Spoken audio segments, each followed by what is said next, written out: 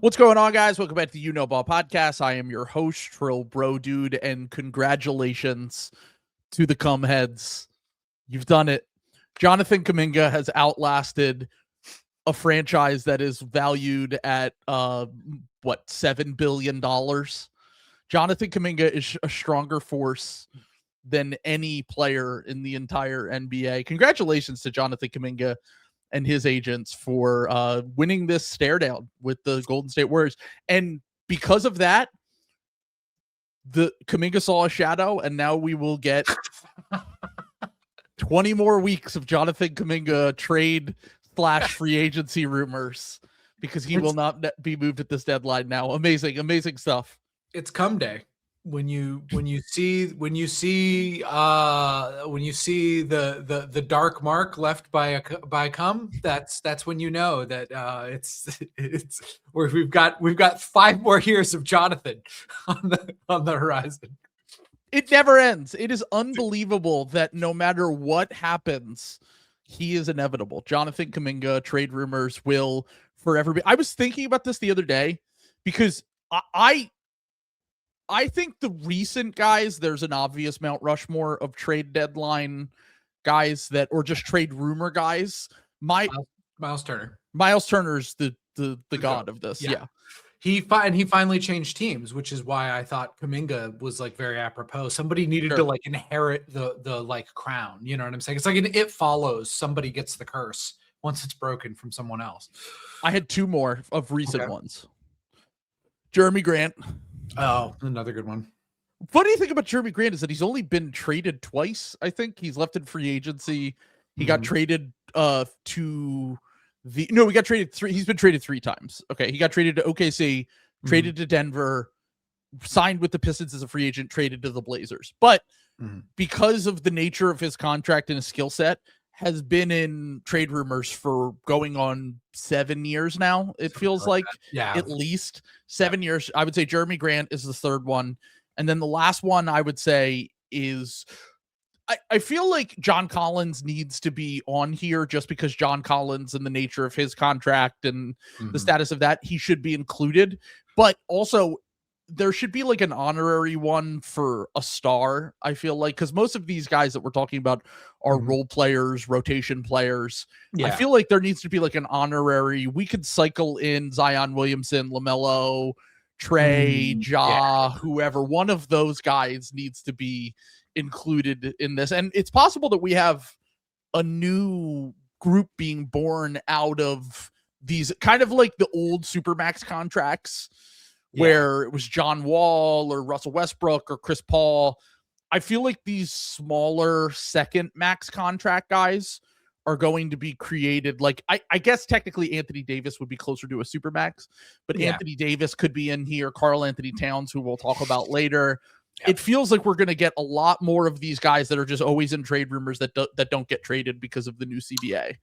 Yeah, I mean, I think that also what we're specifically talking about too is all of these guys were like kind of linked to like different teams and were like shopped around, because I think you could make a much longer list when we're talking about guys who were involved in like a poo-poo platter for a team that was like never good enough. A lot of the Lakers guys like Rui Hachimura has been put in so many like trades because like he's like the big Lakers trade piece. Jared Vanderbilt is another one. Before he was traded, Julius Randle, I feel like, was another one of these guys for multiple different teams, honestly, throughout his things. I mean, Jared Vanderbilt's a great one. There's just been so many of these, like when teams don't really have assets. I think Bobby Portis is kind of approaching this now. Bobby Portis is on his 3rd contract with the Bucks, by the way. That's crazy. I didn't realize that. Yeah. Wow. Bobby Portis might have I think this is his like 5th or 6th NBA contract. That's crazy. Because the nature of the way that his deal was set up, and then he signed the 1-year deal, the balloon deal with the Knicks, and then I think he signed with the Bucks, and then he signed the scam extension with the Bucks, and you were pissed about that. I don't know if you remember that. I do. No. You were pissed, and then he kind of overstayed his welcome and signed a contract that he, I think is probably closer to his actual value as a player, but obviously might have kind of overstayed his welcome a little bit with the Bucks. And he's also one of the few guys left. Every team, I mean, Sixers fans got on me about this last night, about every fan base needing a little bit of a scapegoat guy. And since Kelly Oubre played well last night in the game that the Sixers played, I couldn't blame Kelly Oubre. So I had to blame Justin Edwards, even though it was not what I was saying on my tweet was literally just Justin Edwards is not an NBA player. It is just a basic fact. Every time he plays, the Sixers are worse on both ends of the court. Yeah. In 2 years, the Sixers have a 126 defensive rating when Justin Edwards is on the court. It's just, that's just what happens when your G leaguers play, man. Like your two-way guys. Like, he's also on a real contract. That's the problem. Oh, well, but the thing I was pointing out was just like, he can't play, to quote Stephen A. Smith. He can't play. He's just not an NBA player. It's fine. It's just they made a mistake by signing him to that, and they should probably move on as soon as possible. But every franchise needs to have this one. Like the Lakers fans right now, it's Gabe Vincent, right? Yeah. Where Gabe Vincent is the sin eater for all of the problems with the roster. The Sixers roster itself is a real issue, and the Lakers roster itself and the Bucks roster itself is a real issue. So you have to have one or two guys that you blame it on that aren't your stars at any given time in order to feel better about that, especially when Tyrese Maxey, for example, shoots 7 for 24 from the field or whatever he shot last night. If you're a Jason Tatum fan, you blame Jaylen Brown. I was going to say, Brian just commented and said, in Boston, we blame the good players. Yeah. Exactly. We don't have good players to blame. We have like three or four good players, and two of them are always hurt. So, well, and also massive aura loss for Michael Jordan refusing to do the dunk contest. Is that a generational thing? Because people were trying to make it out to act like that was a generational thing, and I was like, I feel like it's more that no one gives a shit about the dunk contest. Yeah, anymore. It really is. It's hit a ceiling.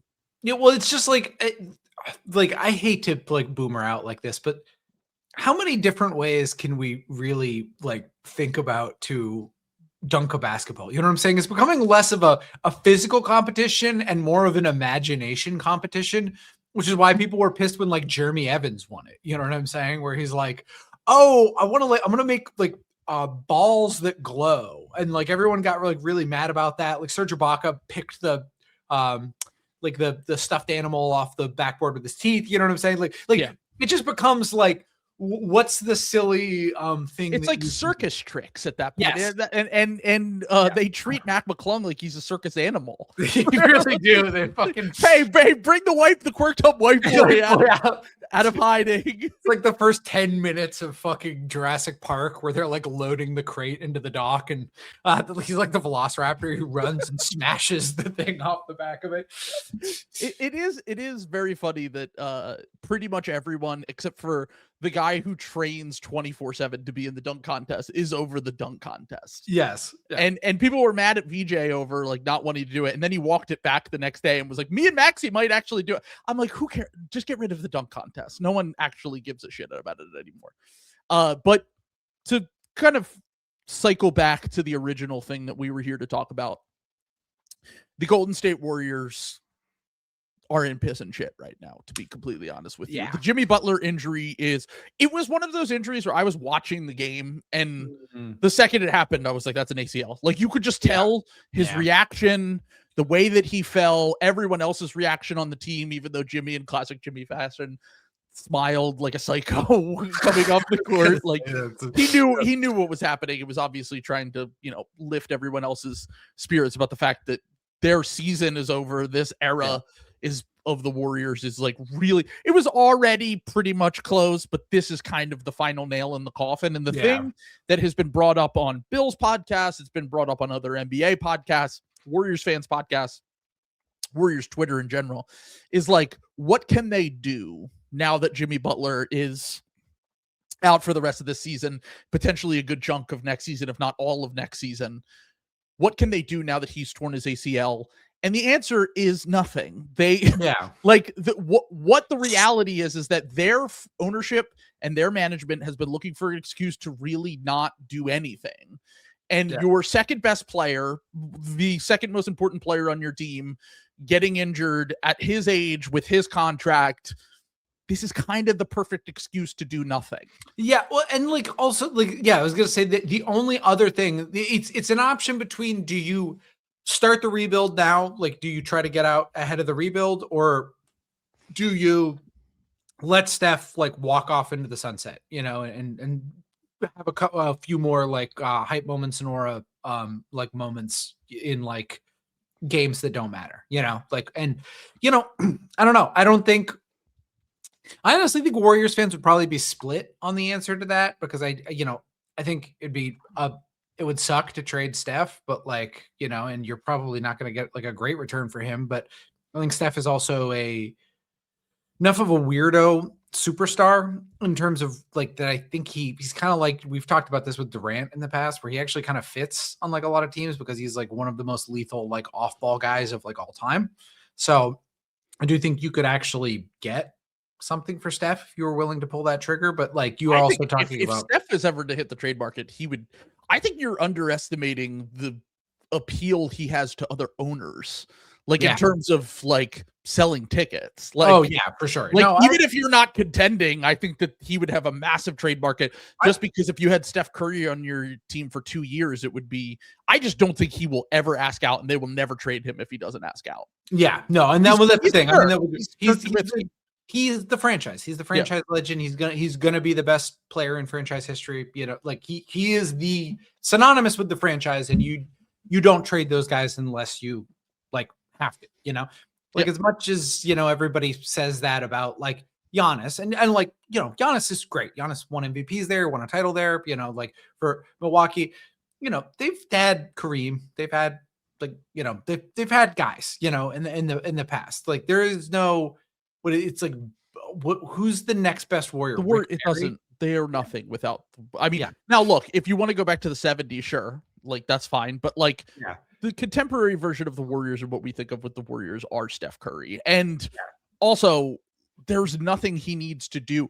The reason why the Giannis thing is always up in the air is because ultimately his legacy is not done. You know what I mean? He's still near his prime. He's still putting up crazy numbers. He's still one of the most impactful players in the NBA, a top 3 player in the NBA, and entering his 30s now, and could potentially continue to kind of stat pad on his legacy. Steph's legacy is unanimous MVP, second MVP, four titles, the 2022 one, like you said. That made him bulletproof. Like, I mean, he was already bulletproof. Like, you're not a unanimous MVP without being bulletproof, but like that really, like even the KD question was like the only lingering thing, and then doing it without KD just kind of, that put him in the top 10 of all time, really. And the thing is that he was always going to have a tough time asking out, but I don't think he's ever wanted to ask out. And I think he always put pressure on the front office because he wanted to try to, like, as we said before, like we literally just recorded an episode where we talked about, could they potentially trade for Michael Porter Jr.? And this was when they had Jimmy Butler. This is when they were rolling a little bit. They were starting to figure some things out. Horford was looking a little bit more normal. Melton was looking healthy for the first time in quite some time. And we thought Michael Porter Jr. is the great, like, middle ground between taking a swing on a star where you have to give up everything to go get that guy, and someone who will actually make a difference instead of like a fringe rotation guy that you could potentially acquire. Now, the difference between this and that is like, Michael Porter Jr. could help them now, but with all of this dead salary on the books with Jimmy Butler, how much money and draft picks and all that stuff the team would have to spend, I just know they're not going to do it. And before, you could have talked yourself into it. And I said, even if I don't think that team can win a title, if you think you can make the conference finals or win a playoff series and push one of OKC or Denver or one of these teams that's clearly better than you, I think it's you owe everything to Steph, and you have to do everything in your power to put him in a position to win and give. And in any given series, you could feel pretty good about going into it if you have Steph, if you have MPJ, if you have Draymond, if you have Jimmy. Yep. Now remove Jimmy from the equation. Jimmy was extremely important for them. And then on top of that, not only is Jimmy still like a top 20, 25 player in the NBA, but he was also someone who could eat the non-Steph minutes in a way that they really haven't had since Kevin Durant left. Yeah. And that was the thing that would have, basically got them to the doorstep of the conference finals before Steph got hurt last year. But ultimately, look, this could happen to anyone. We're watching it with Halliburton out this season, Jason Tatum out this season. I'm not saying it's an age thing, but if you put all of these guys that are older on one team, the chances of that happening just goes up exponentially. Like the older you get with the new pace of the NBA, the way that it's just hard to have an old team and have them contend because of everything we've talked about with all of the shit. It's why, generally speaking, not always, but most of the best teams right now are teams that are guys in their prime and younger teams, or at least teams that have stars that might be a little bit older, but they have the youth around them to kind of get them through the regular season, get them to the playoffs, and give themselves a puncher's chance in the playoffs. Now, I think that now you got to look at this team. You got to look at this Warriors team and say, are they even going to make the playoffs? Because at this point, they were already near they were in the play-in. They were on a streak before that injury, where they basically got, a little bit, they got in a little bit of a run to kind of guarantee they would be in the top half of that play-in. But now you look at it and they're 2.5 games ahead of the Warriors, of the Blazers, who are in the 9 seed. They are 2.5 games behind the Timberwolves, who are in the 7 seed. They're going to be stuck in that 8 to 10 range for the rest of this season. And it's possible they could end up losing and falling down to 10 or 11 or whatever it is.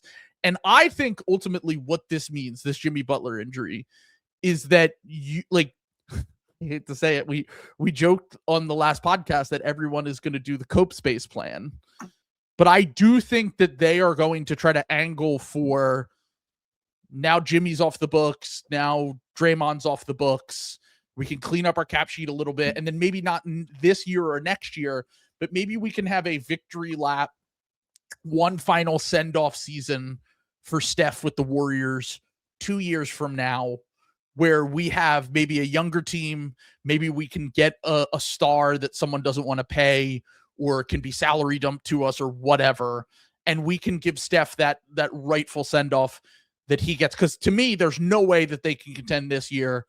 There's no way they can even win a playoff series now this year.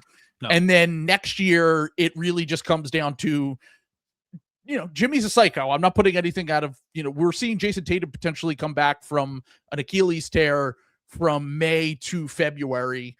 It's not impossible that he plays next year, because I think Kyrie tore his ACL around the same time last year, but there's no reason to rush Kyrie back. There might be a reason for the Warriors to have Jimmy come back next year, but even then, he's 36 years old. Like, what does he look like off a torn ACL at age 37? And on top of that, what are you really getting out of all of that going into next year? What does your team look like next year? Is it even worth it for all of that to happen?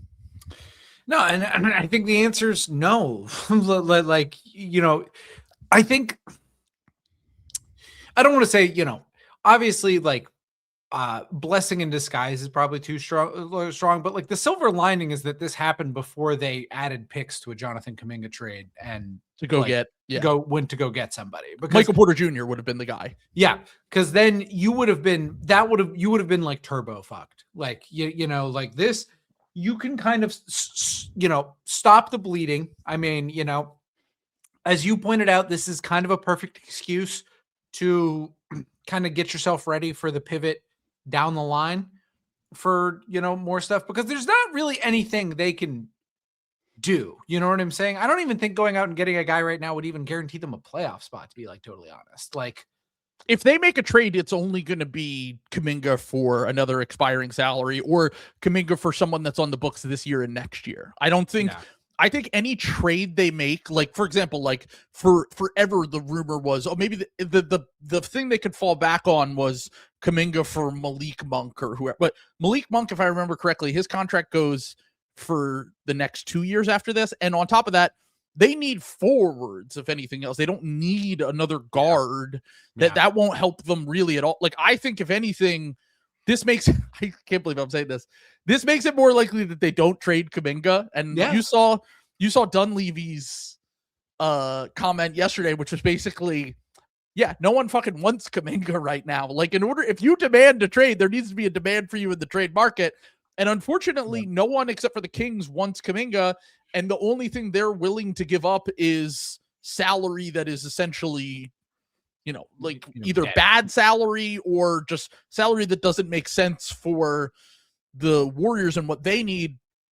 So I think it's more likely that Jonathan Kuminga just walks as a free agent this upcoming offseason, and we are doomed to get months and months and months of rumors for that. But Brian does point out a good point here, which is that they do own all of their draft picks through 2029. And then I think they do. I think they traded the Jimmy trade. They traded the pick that became Kasparis Yakuchones to the Heat. So that was actually the pick that they sent in the Jimmy trade. And then if you think about the only other trades that they made was the Jordan Poole salary dump for Chris Paul, and they top 20 protected that pick in 2030.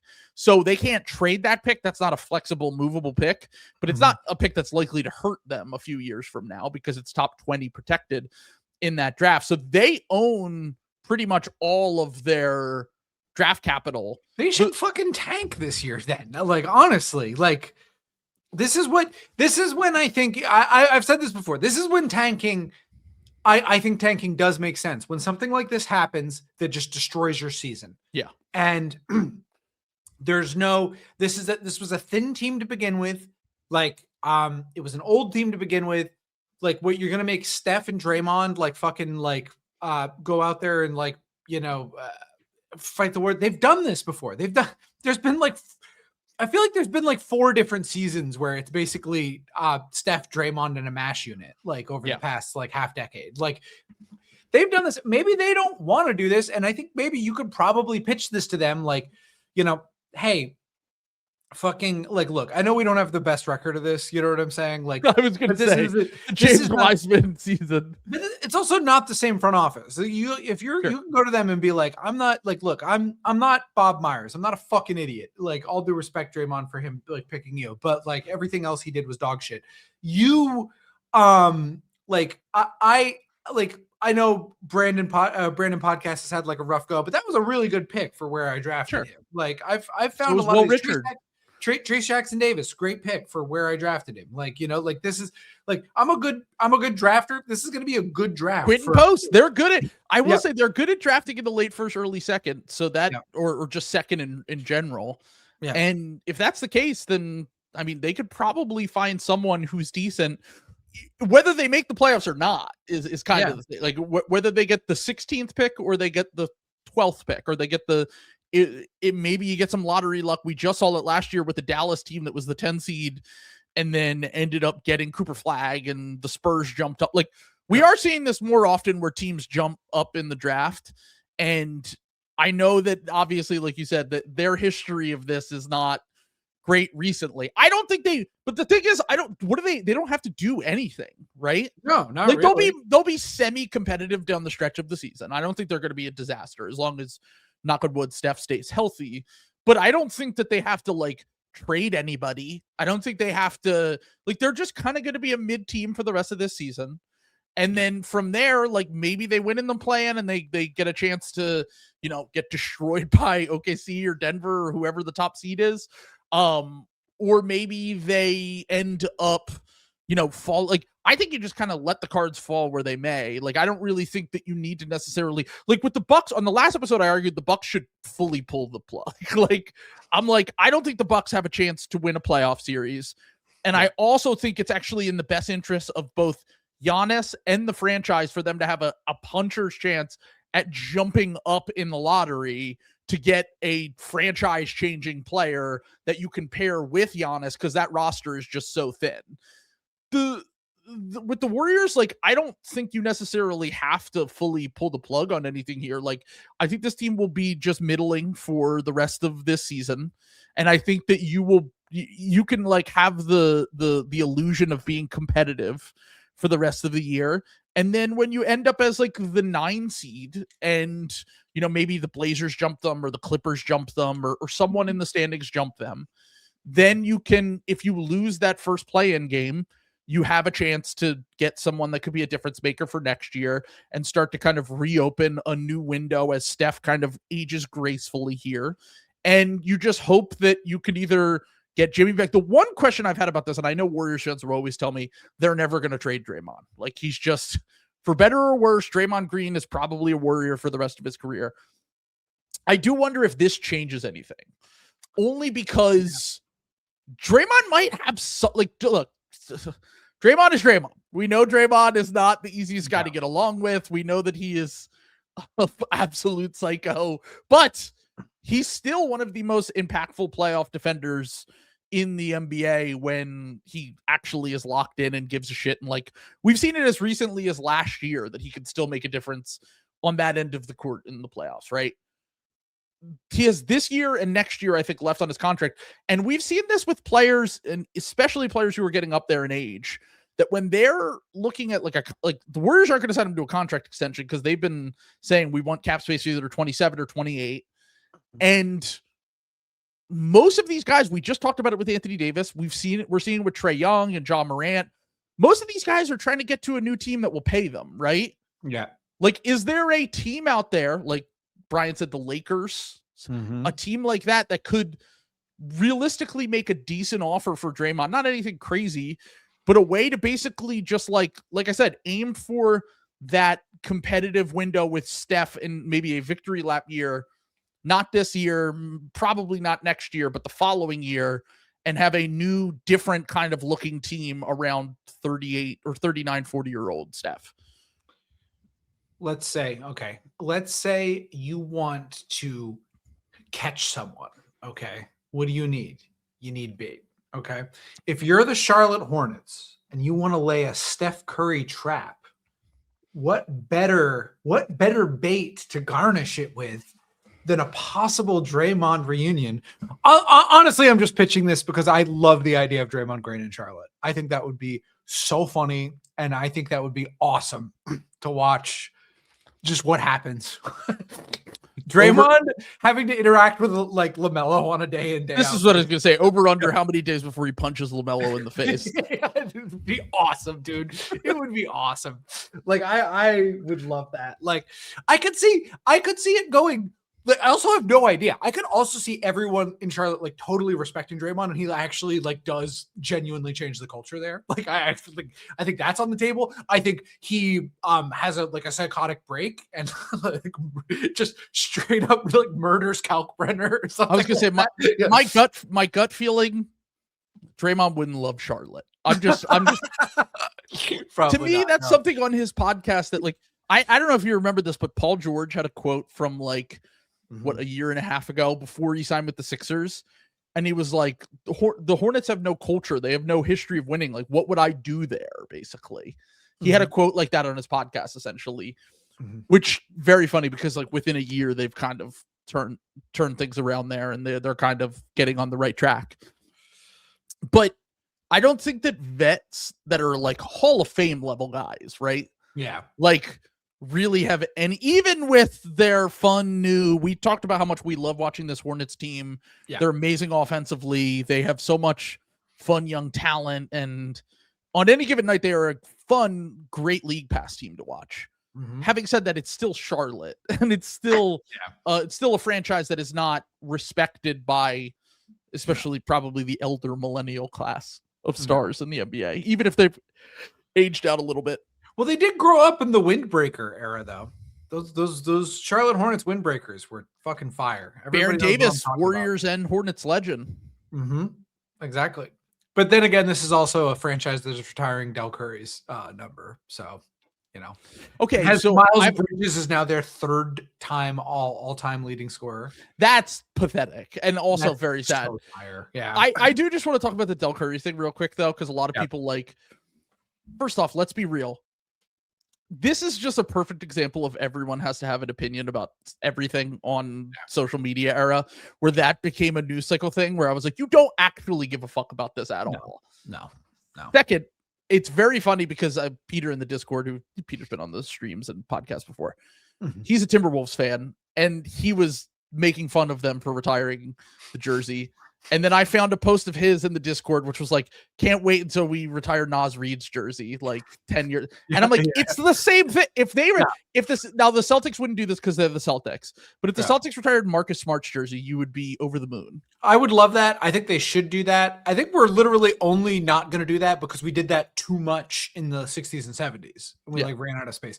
We should, this is my hot take. We should go through and just unretire all of the jersey numbers that aren't like Larry Bird or Bill Russell. Like, let's get, at a certain point, you probably have to, right? I mean, I don't even know who else is retired.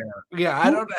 Well, you probably have like, I mean, Kuzi and Havlicek. Who fucking cares? I'm sorry. I mean, I'm with you.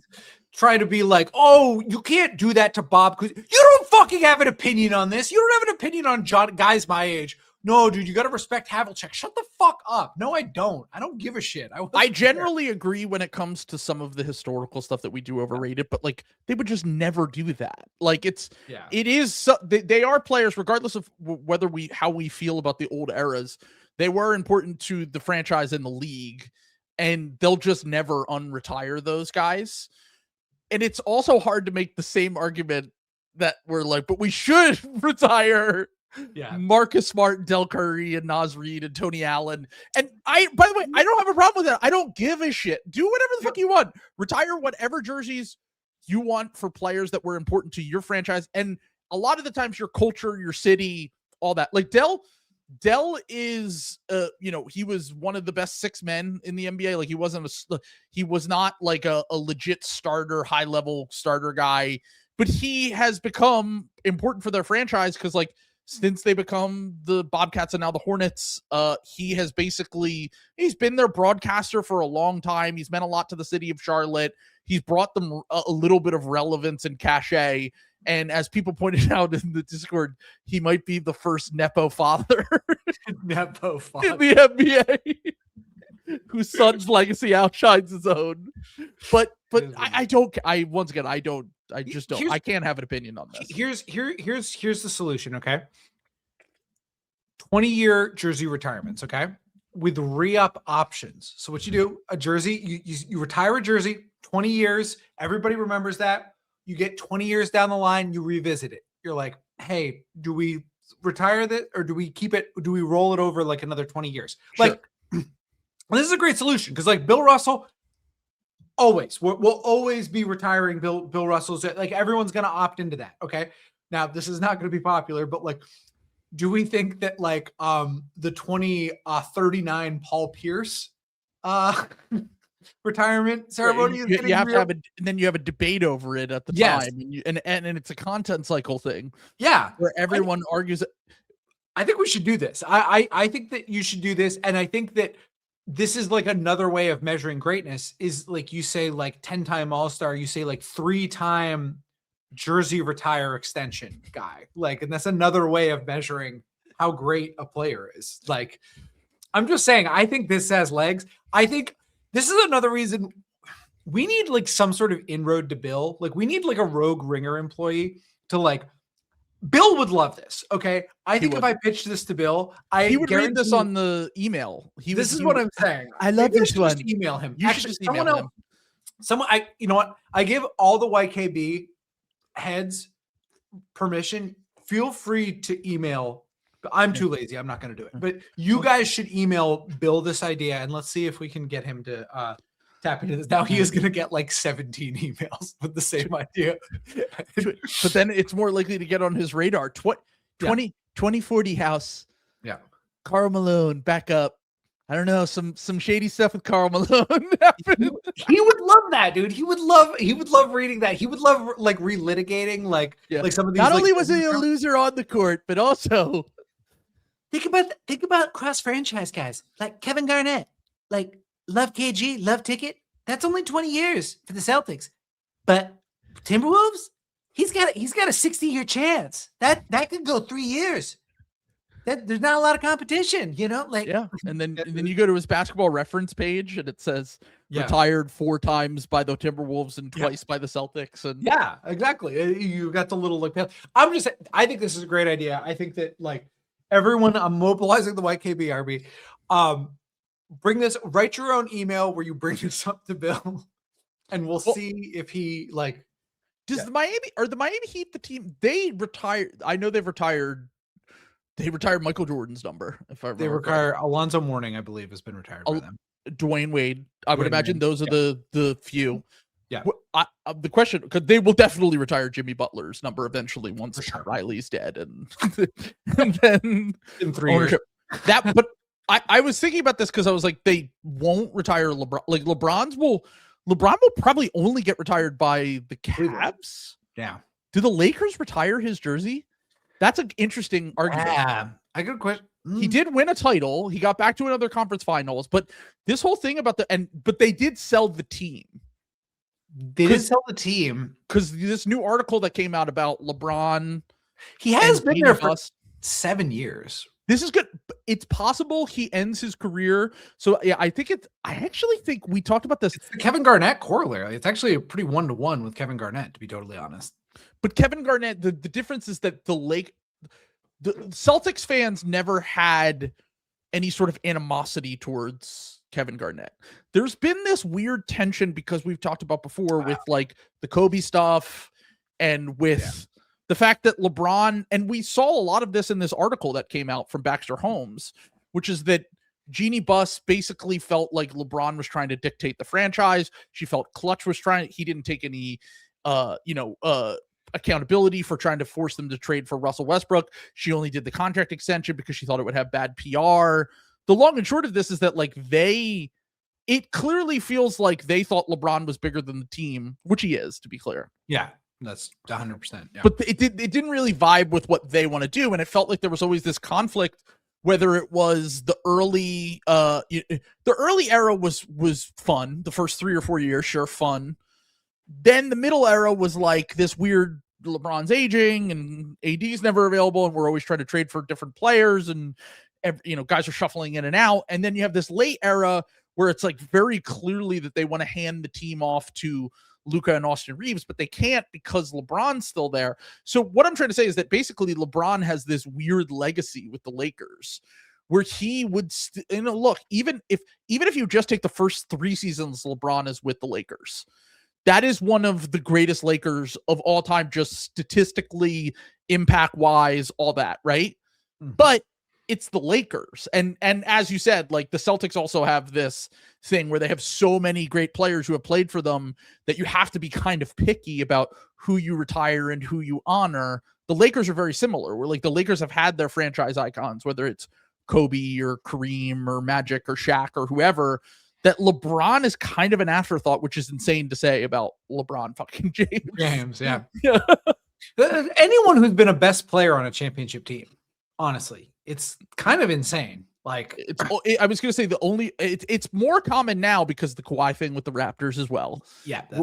And that's a one and done more so. But in the player empowerment era, it's funny because you have one side of the spectrum, which is like players having no loyalty to any team and like getting, whatever's the best for them and their legacy and whatever they want to do with their lives. And then you have the other side, which is like the very few holdovers from the last era, which is like Steph, Giannis, Jokic, those guys, where it almost becomes to a point where the fans become fans of those players, not the franchises anymore. They almost hate the franchises in a way for not serving those players and all that they've quote unquote sacrificed for the teams. We're seeing that a little bit now with Giannis, where everyone's like, even though I want Giannis to play for the Bucks for the rest of my career or for the rest of his career, I wouldn't be mad if he asked out. Who wouldn't at this point? Because at the end of the day, we are Giannis. We are just as much Giannis fans as we are Giannis curse.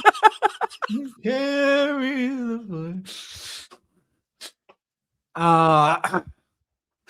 that's gross. No. Giannis has been lying a lot about whether or not he wants to get out of for us. That's not something a Republican would do. No, he's there's no way anyone who would fucking play both sides like this. Whereas a week ago we were on here like he's saying to Sam Amick, I'll never ask out, and then last night at after the game, they're like, "Will you finish the season with the Bucks?" He's like, "Who knows? I don't know." Dude, he's awesome, dude. I love that. That's so fucking awesome, dude. It's literally an Arrested Development joke. Giannis had been giving the team mixed signals for several years. I'm staying here. Are you staying, Giannis? Who knows? It's impossible to say. Yeah, it could be anyone. I highly doubt that we get a Giannis trade sometime in the next 2 weeks. Yes, I think that I know we've talked about this trade deadline being slower. People are blaming me that there isn't any slop because I didn't promise anything. All I said last year was going to be slow, and then Luka got traded to the Lakers. So don't blame me.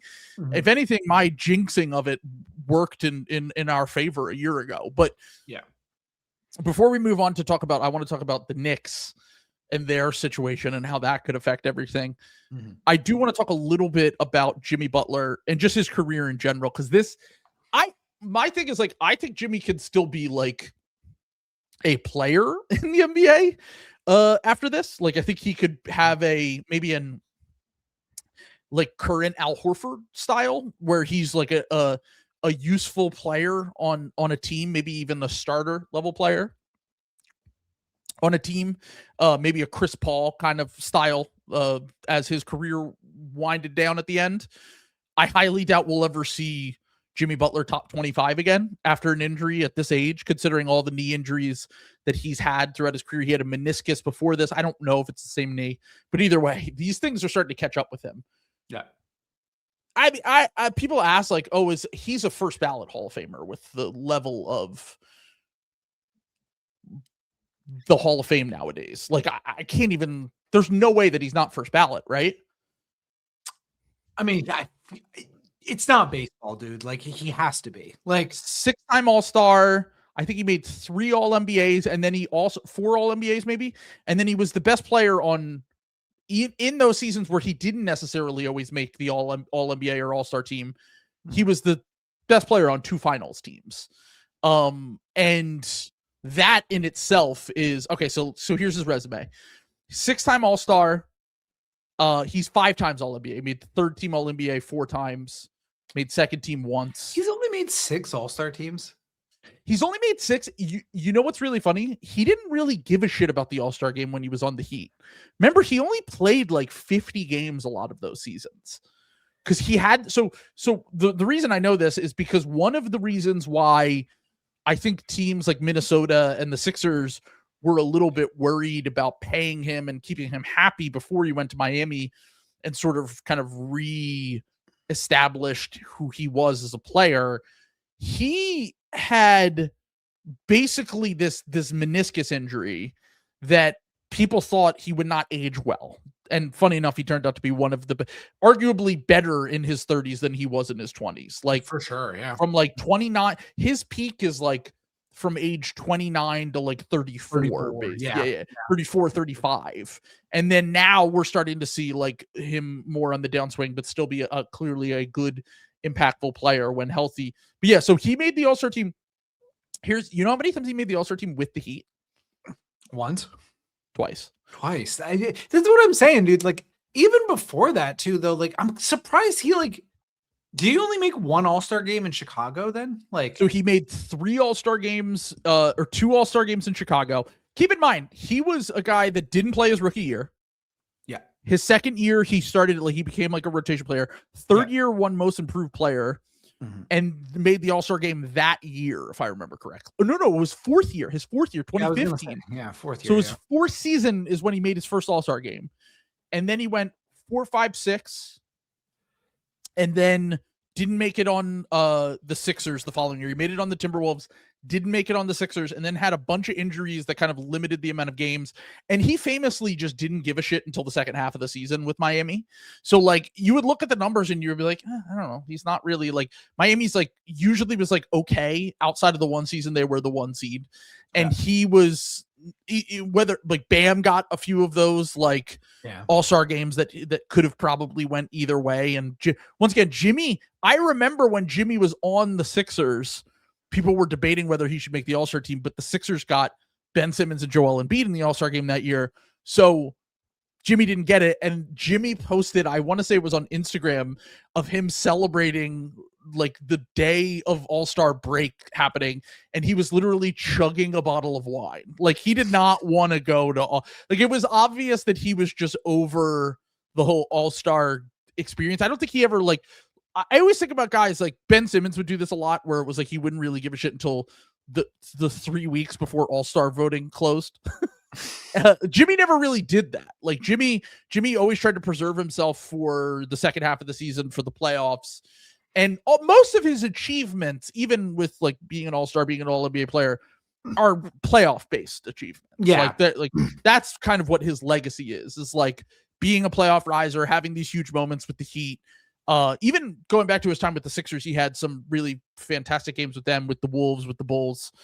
And ultimately he's certainly going to be, I mean, he won most improved, 5 all defense teams, 4 all NBAs and 6 all-stars. Like he's a first ballot. It just, that's weird to me, because I would have guessed he was like an 8-time all-star if you had just asked me like point blank. Like I think if he stayed with one team, he probably would have been. Yeah. But because he bounced around, he didn't really have like that loyalty thing with it. You know what I mean?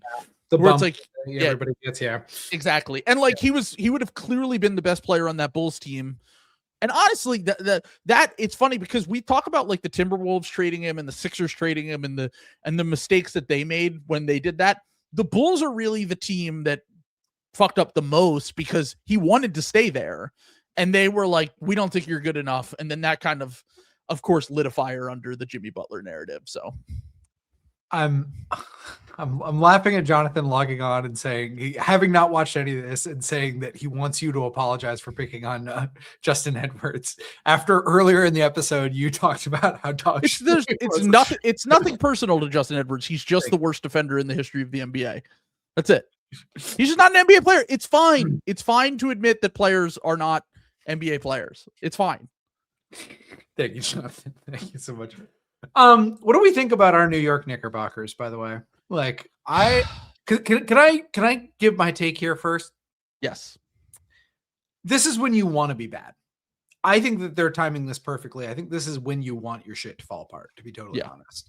Because I actually think that as long as they don't do a panic trade, I don't know. I've seen some Knicks fans do seem to think that this is broken in some way.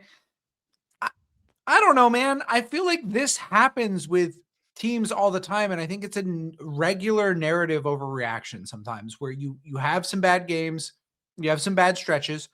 It's alarming from a management perspective that they are making Josh Hart play through a knee injury. I'm not like trying to downplay that. That is a little bit like what? I think that's more Josh Hart being like, I'm playing because we need it. Well, how about if you're a manager, if you're someone in charge of the team, you say, hey, I actually don't do that, because that's I'm always on that side of things, where like Maxey played through an injury last year, and I'm like, hey, he's gonna play every game if you let him. The guys are gonna play. Like you have to. It's happened with Embiid forever, where I was like, you got to step in and protect this guy from himself sometimes. Yeah, that's part of. I'm sorry, that's part of being it's part of having your job as president of basketball operations or the coach. Like, I'm sorry. So I don't know. Like I understand the Knicks have looked bad. You know, there's a lot of cat trades. There's a lot of other things. I kind of think that would be like a mistake. They still are like, you know, they did beat this Pistons. You know, I understand the Pistons are a lot better this year. They did beat this Pistons team in the playoffs last year, and you still like basically could get a free finals run. I don't know if you really want to like shake that up that much. Like, I understand the Celtics are kind of scary. There's like some teams there, like the Sixers are kind of the wild card team. Like, we still have no idea if the Raptors are actually good. It's one of those like old woman or young woman. Do you see a lamp or two faces with the Raptors? Like, I don't know. Are they good? I don't know. I think it's extremely rash. And I think that this is what happens where there's no trade rumors right now. This is what happens when the NBA media gets bored of talking about this, is you kind of look at like who's having kind of a bad time right now, and you go out and you like look at that. For sure, you're picking the carcass basically. Yeah, I really don't. I don't know. I mean, I'm not saying the Knicks are good, and I did think everyone was a little cavalier about what a lock the Knicks were to come out of the East, but you still have a really good chance this year, especially with how dog shit the Cavs have looked. I do agree, but it is weird that I just want to put it in perspective. The Knicks were kind of like this all year last year too. And they still made the conference finals. Like if that is your argument, that is fair. Having said that, it's very obvious there is some underlying tension with Karl Anthony Towns, with potentially Mikal Bridges, with Mike Brown and the organization. I mean, the Draymond. By the way, I just want to say something. They were completely correct to be upset with Mike Brown over that. And I know apparently, Tibbs also hugged Draymond last year and no one said anything. Dude, in that game, Draymond fucking is like trying to ruin Karl Anthony Towns' life for fucking 10 years at this point, where he's just always picking on him and going out of his way. Grow the fuck up, dude. Like, seriously, grow the fuck up at this point. And for Mike Brown to go out of his way and like hug him after the game, I would also be pissed if I were running that team. Like, what are you doing? Like, I know that you and Kat aren't on the best of terms, it seems like, but like at the end of the day, if you're the coach of this team, you got to stand up for your player and not be like buddy with the player who is antagonizing him all the time. So the long and short of this is what I'm trying to get at here is there's clearly something that needs to shift or change, but this whole thing, like Windhorst said when they won the cup, he reported like Karl Anthony Towns and Mike Brown did not get along from the jump. And you heard it early in the season where he was like, I don't really know what my role is. This whole weird thing, something was off, right? Then they won a bunch of games. And it's kind of similar to the AJ Brown thing with the Eagles, where it was just like AJ Brown has hated being on the Eagles for a year and a half, 2 years now, but they won the Super Bowl. So who gives a fuck? Like that was the winning makes up for everything. Right. Yeah. But the second that there's any sort of drama or any sort of losing happening, these things resurface and you have to deal with them, right? The thing is that you have one of two options, in my opinion. You either fire Mike Brown like already, which it seems insane, but teams have kind of like, this is their all-in season. Yeah. Like, this is their season where things can't really go wrong, right? Yeah. Right. And if things go wrong in this version of the East, while the Celtics, I know that they could potentially still win the East and you get your Babe Ruth home run call. Yeah. It's possible. The Pistons certainly are, like you said, like they beat them in a playoff series last year. Yeah. Every year's different, obviously. Every team is different. And the Pistons could still make a move in the next 2 weeks that I think raises their ceiling. But yeah, I agree with you that if I were the Knicks, I would not be hitting the panic button, let's blow this thing up or anything like that. I would try to make, I'm either firing Mike Brown to make sure that this thing goes smooth down the stretch. I went back and I listened to our episode where we talked about Tibbs. Yeah. And when they fired him, and we were kind of like, if Halliburton and Nesmith don't turn into prime Stephen Clay for a minute and a half at the end of game 1, you're playing in game 7 of the Eastern Conference Finals, and you have a shot to go play the Oklahoma City Thunder in the finals, and OKC probably wins, but like you just fired a coach who potentially with a slight variation gets you to the NBA Finals. I think, like, look, you make the finals, you have a shot. We saw it with the Pacers last year. You know what I'm saying? Like, especially, like, look, I think people are catching on a little bit about like the Thunder are very good, but they have like this weird little quirk to them where they're not like very dependable on offense. And they can kind of like get into like some weird stretches. And like you have what the Knicks do have is they have maybe the best, I guess besides Shea, but like isolation play. They have that like one of the best isolation players and like one-on-one scorers like in the NBA. Like, so, and I understand like that the Thunder have Caruso and everything, but like you were kind of close, like to be totally honest. The They Celtics probably shouldn't have fired Tibbs in the first place. They've hired Mike Brown, and that seems to look like whether it's a mistake long term hasn't been proven yet, because maybe they do trade Karl Anthony Towns and everything gets better, because that seems to be the main point of tension, right? Like the main point of tension is Karl Anthony Towns and Mike Brown, or Karl Anthony Towns and the organization, or whatever it is, right? Mm-hmm. It doesn't change the fact that like Mikal Bridges has played like shit recently. OG Anunoby has played like shit recently. Jalen Brunson has been one of the worst defenders in the NBA this year. Josh Hart cannot stay healthy. Mitchell Robinson is someone who has been probably weirdly too important for a guy who has been a career backup 5, even though he's a very good one. Yeah. And also then you have to depend. People have talked about this too, where if you trade Karl Anthony Towns in the next 2 weeks, you're depending so much on Mitchell Robinson to stay healthy. Yeah. Like so much on Mitchell Robinson to stay, and not just stay healthy and be like a good backup, play 20, 25 minutes. He has to play 30 to 35 minutes a game, which I don't think he's done many times in his career. Honestly, and like it might be the Alex Caruso thing where the injuries adding up over the years makes it so that it's harder for those guys to do it, and you kind of have to save them as much as you possibly can. Yeah. And the long and short of this to me is like, there's really no, I mean, the thing that they were hoping would save them was that Giannis asked out and said, only trade me to the Knicks, right? Yeah. That doesn't look like it's going to happen. And even if it did, I don't think they would have enough. Yeah. And Fred Katz said on his podcast today, he asked around the league what Karl Anthony Towns trade value would look like on his current contract.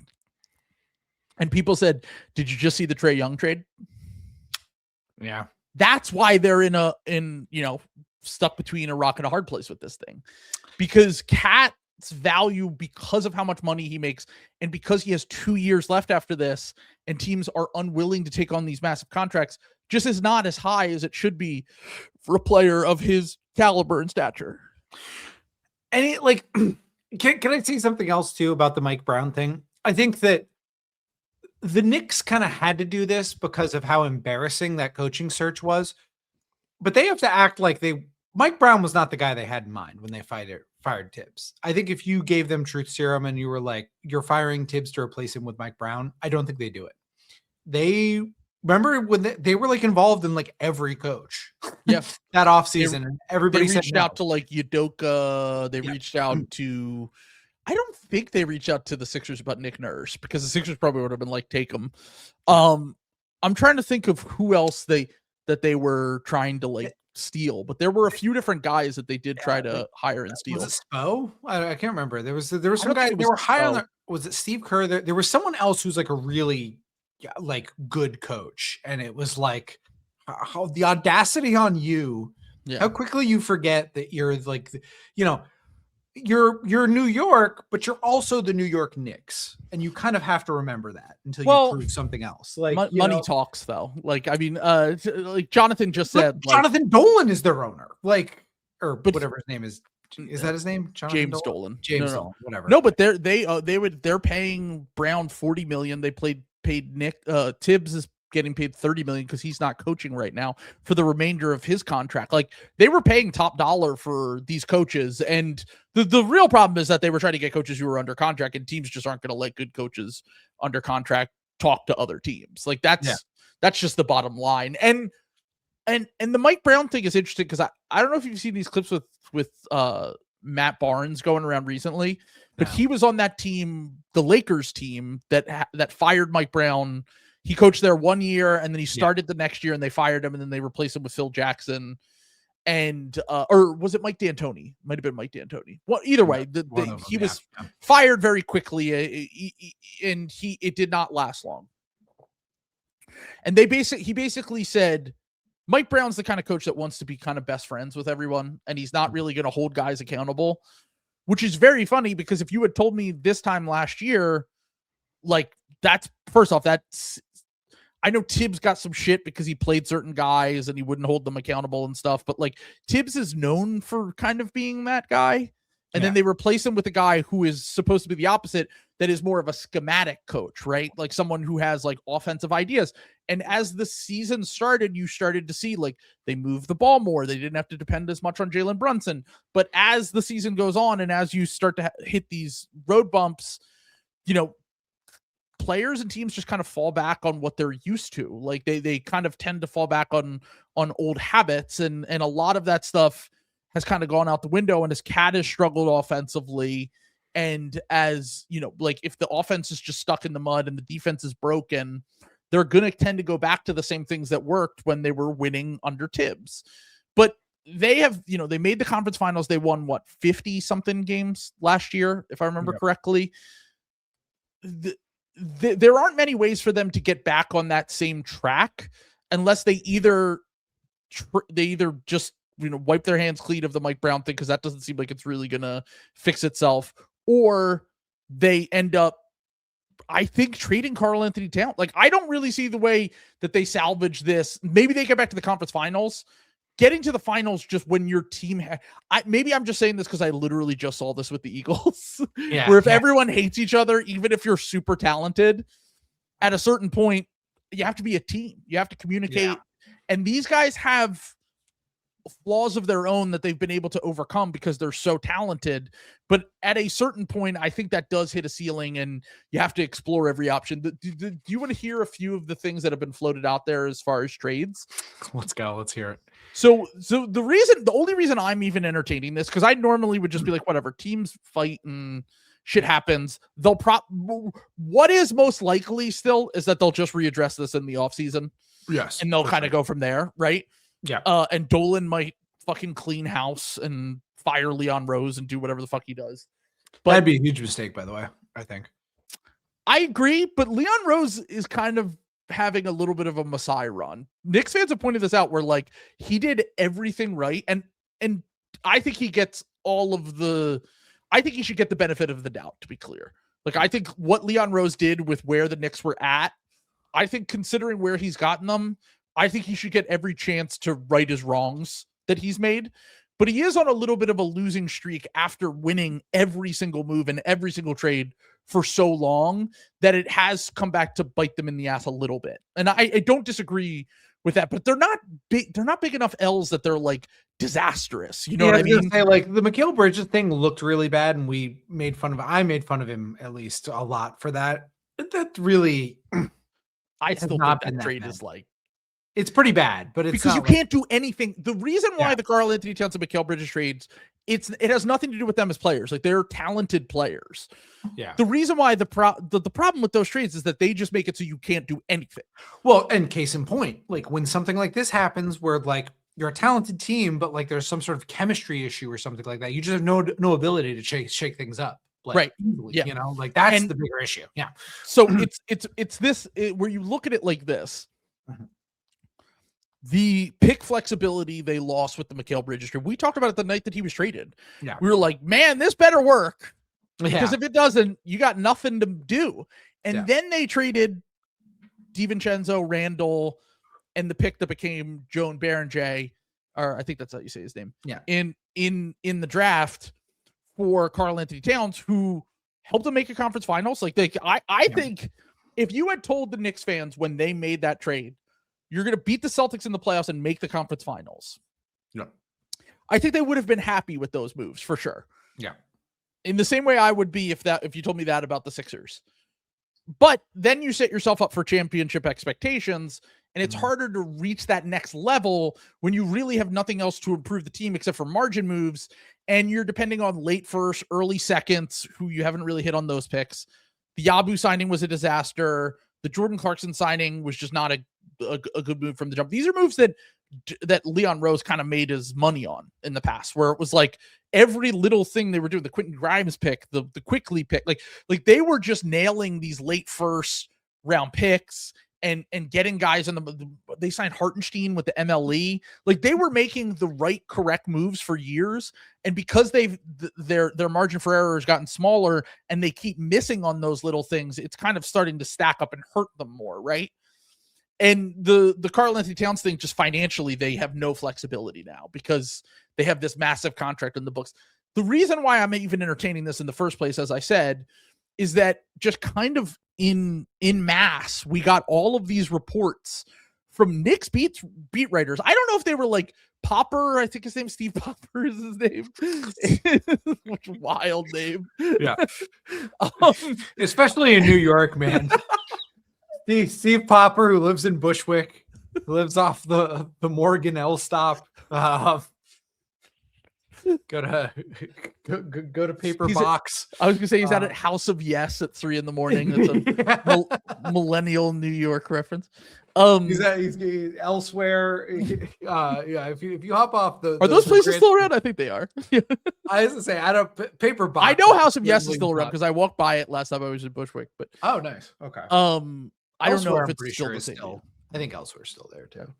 But the thing I was gonna say was that like his report seemed to be founded in like they tried to trade Carl. I said this, which was like, did it get out that they were gonna trade Karl Anthony Towns with a bunch of stuff for Giannis, and then he got upset, which is kind of ridiculous on its face. But I understand if you're a player that just got traded to a team.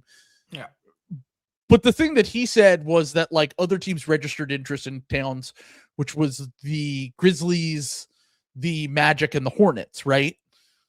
And I actually really liked his fit with the Hornets personally. Yeah, I was just thinking about that. I was the team that I was like, interesting. Yeah. That I was like, look, they're the Hornets, so you're the Karl Anthony Towns is such a perfect Hornet because the expectations are like we just talked about like Draymond and Paul George and like these Hall of Fame guys that are like older that have no respect for and like Karl Anthony Towns has had a great career and like might end up being a Hall of Famer himself if he continues to play well into his 30s, but he certainly is not someone who fan bases tend to like start to hate him over time. Yeah, right? They sour on him, right? Yeah, they sour on him, right?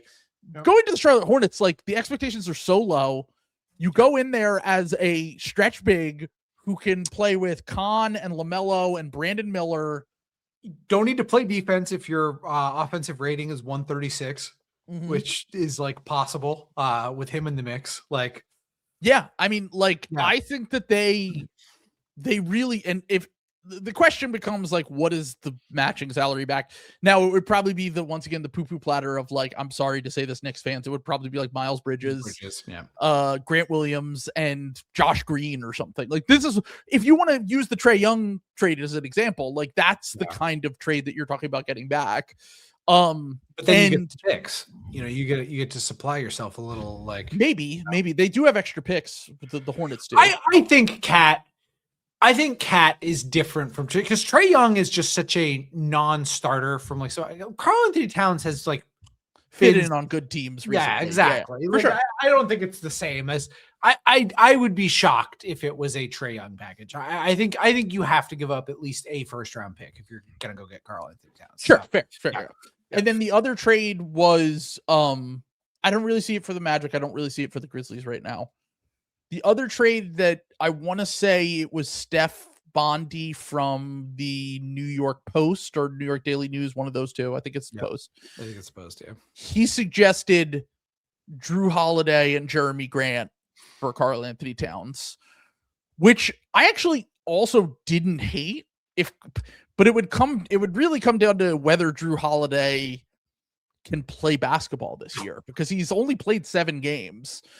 But he got hit with the Celtics trade partner heart attack gun that we have the CIA we have the CIA heart attack gun that we hit every outgoing player with. I mean, I've just never seen a GM in the cuck chair quite like Joe Cronin with Drew Holiday, where it's like, no, look, at least they turned that into the player that I won't say his name because of some other horrific shit that he's been saying recently. At least they worked that trade into that trade. Yeah. But the thing with Drew, like the Drew thing is like, you get Drew, and then he has his best 2 years with Boston, signs this massive contract, and then you take on his contract for an expiring Anthony Simons. You didn't give up anything. I will say, Joe Cronin's not totally innocent about that. All of us Celtics fans that second year were kind of looking around like, Can we get rid of this Yeah. contract? Yeah. I know we were saying, we were like, they'll probably have to attach a first at least. Yeah. The Drew Holiday. And when Drew plays, he's still a decent player, but like, he's not $40 million a year worth. And then on top of that, he's old. Like, that's just the reality of his situation. Yeah. Now I don't know if the Blazers would even entertain that in the first place. I do think that if a trade like that happened, it could make some sense for the Knicks. It could make some sense for the Blazers even. But I do wonder if this is why they just end up revisiting it in the offseason, because it's so hard to make trades in season. It's so hard to trade big contracts in season that we might just have to get to a point where, like, I really think I've said, like, I think this will be a relatively slow deadline. And I think when we get to the offseason, it's just going to be a crazy amount of moves that are happening this upcoming offseason. I had a really funny thought about that Trailblazers trade. What if they also throw in Robert Williams, and you have Robert Williams and Mitchell Robinson as your center? Like, Will literally said, he's like, can you depend on the least dependable center rotation possible of, like, players when they play they're good but they never play? It's like the comic book heroes Cloak and Dagger, where like they're just morphing into each other. As one gets injured, the other one pops out. Yeah. Like, and this is also tough because this, as Brian points out, Towns makes $10 million more, and they, if I remember correctly, I don't even know if they can aggregate salary right now. Yeah, probably not. No, because I think they're probably a second favorite team, I would guess. Right? So the other rumor that has popped up is, like, Yabu is the like, Yabu has this year and next at, I want to, the opposite. Okay, so then if they did take back Robert Williams, that trade almost works. They'd probably have to send some extra money to the Nets or something like that. But it's possible. It's probably not going to happen. There you go. Yeah. So the long and short. Oh yeah, there we go. Yeah, Drew and Jeremy make 64. That's just too much for the Knicks to take. The Knicks are in the apron, so I don't think that they're in the first apron. I don't think they can. So have to be like Yabu back, maybe. But even they can't aggregate salary. They can't take more salary. It's really tough to make these moves. I've tried in the trade machine. It's like really hard. That's why I think it is still most likely that this affects the offseason instead of, especially because Towns has been up for an extension, but he could. When you're 2 years out, that's when you start to look for a real extension. Yeah. And no one's extending him upwards off of that. I don't know if they can extend him downwards off of that. Yeah. I think they can, because I think Rudy Gobert did with the if I remember correctly, Gobert did with the Wolves. Yeah. Zach, did you see Zach Lowe definitively said the Wolves won the trade with Randall, Dante, and Berenger? He's late. Jonathan's been on that corner. So he's been telling us for a year. Yeah. King Julius. Yeah. They probably won that trade just because of the flexibility angle of, like, less money. Yep. Of the fact that they were able to get a guy like Berenger on a rookie contract. He looks like he's going to be a guy. Yep. They got 2 rotation players instead of 1 rotation player. The question with the Wolves is, like, they're another team that just doesn't have much to trade at this deadline, which is another thing where we're seeing teams not really having a lot to move here. Yep. So the Knicks could trade Yabu with, like, seconds, but, like, look at the players that make less money than that, because they can't take on more money.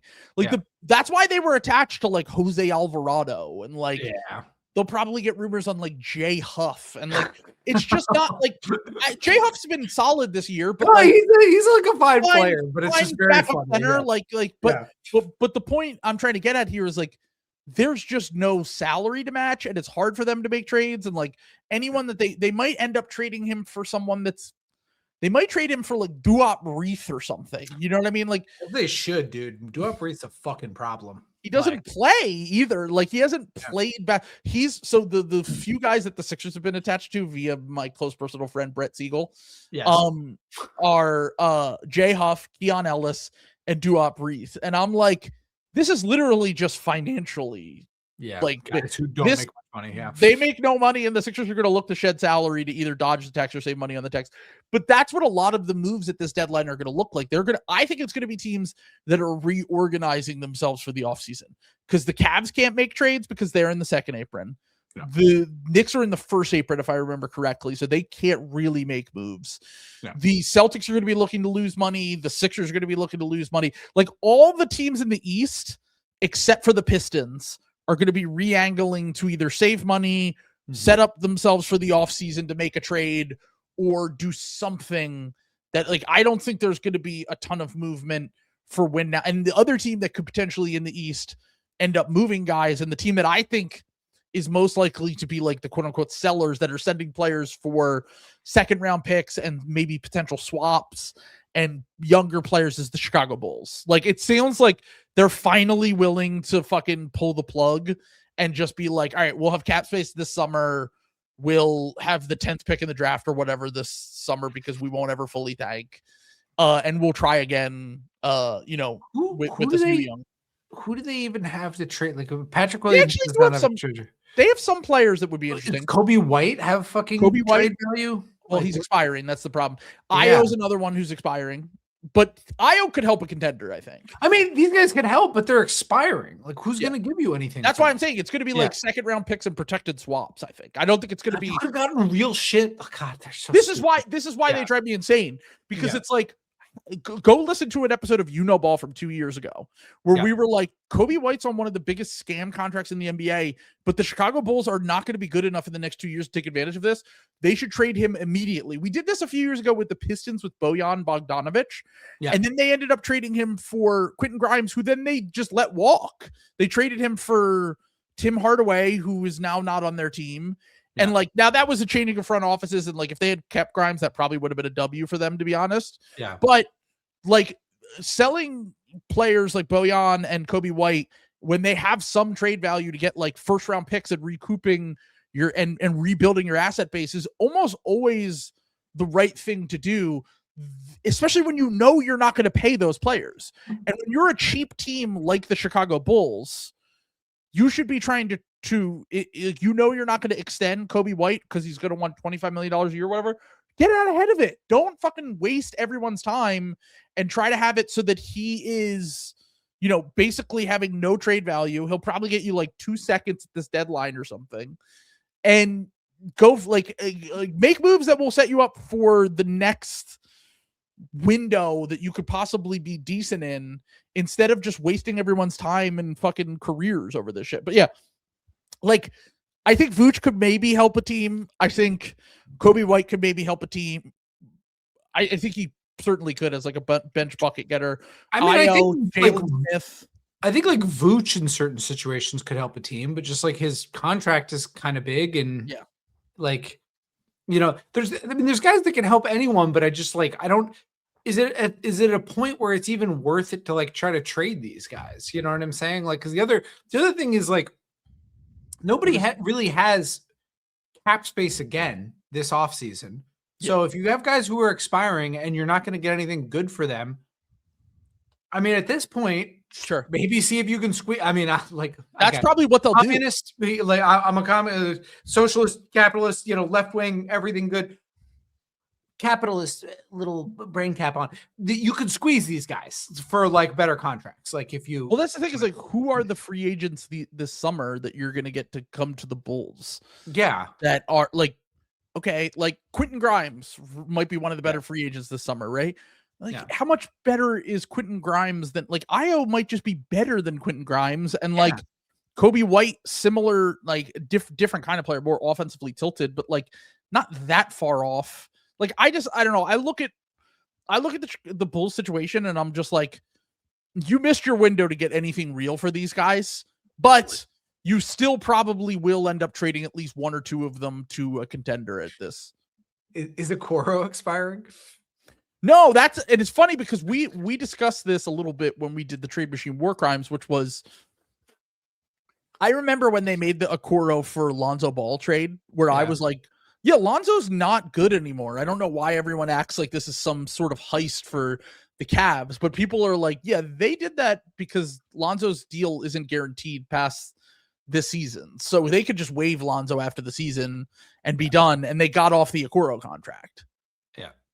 And like, I don't know, like, there's just so much, like the Bulls, it's just so, They're just so frustrating, man. Like it's such a bummer. And I don't know. Does this look any different if their rookie can play? Maybe. I don't think so though.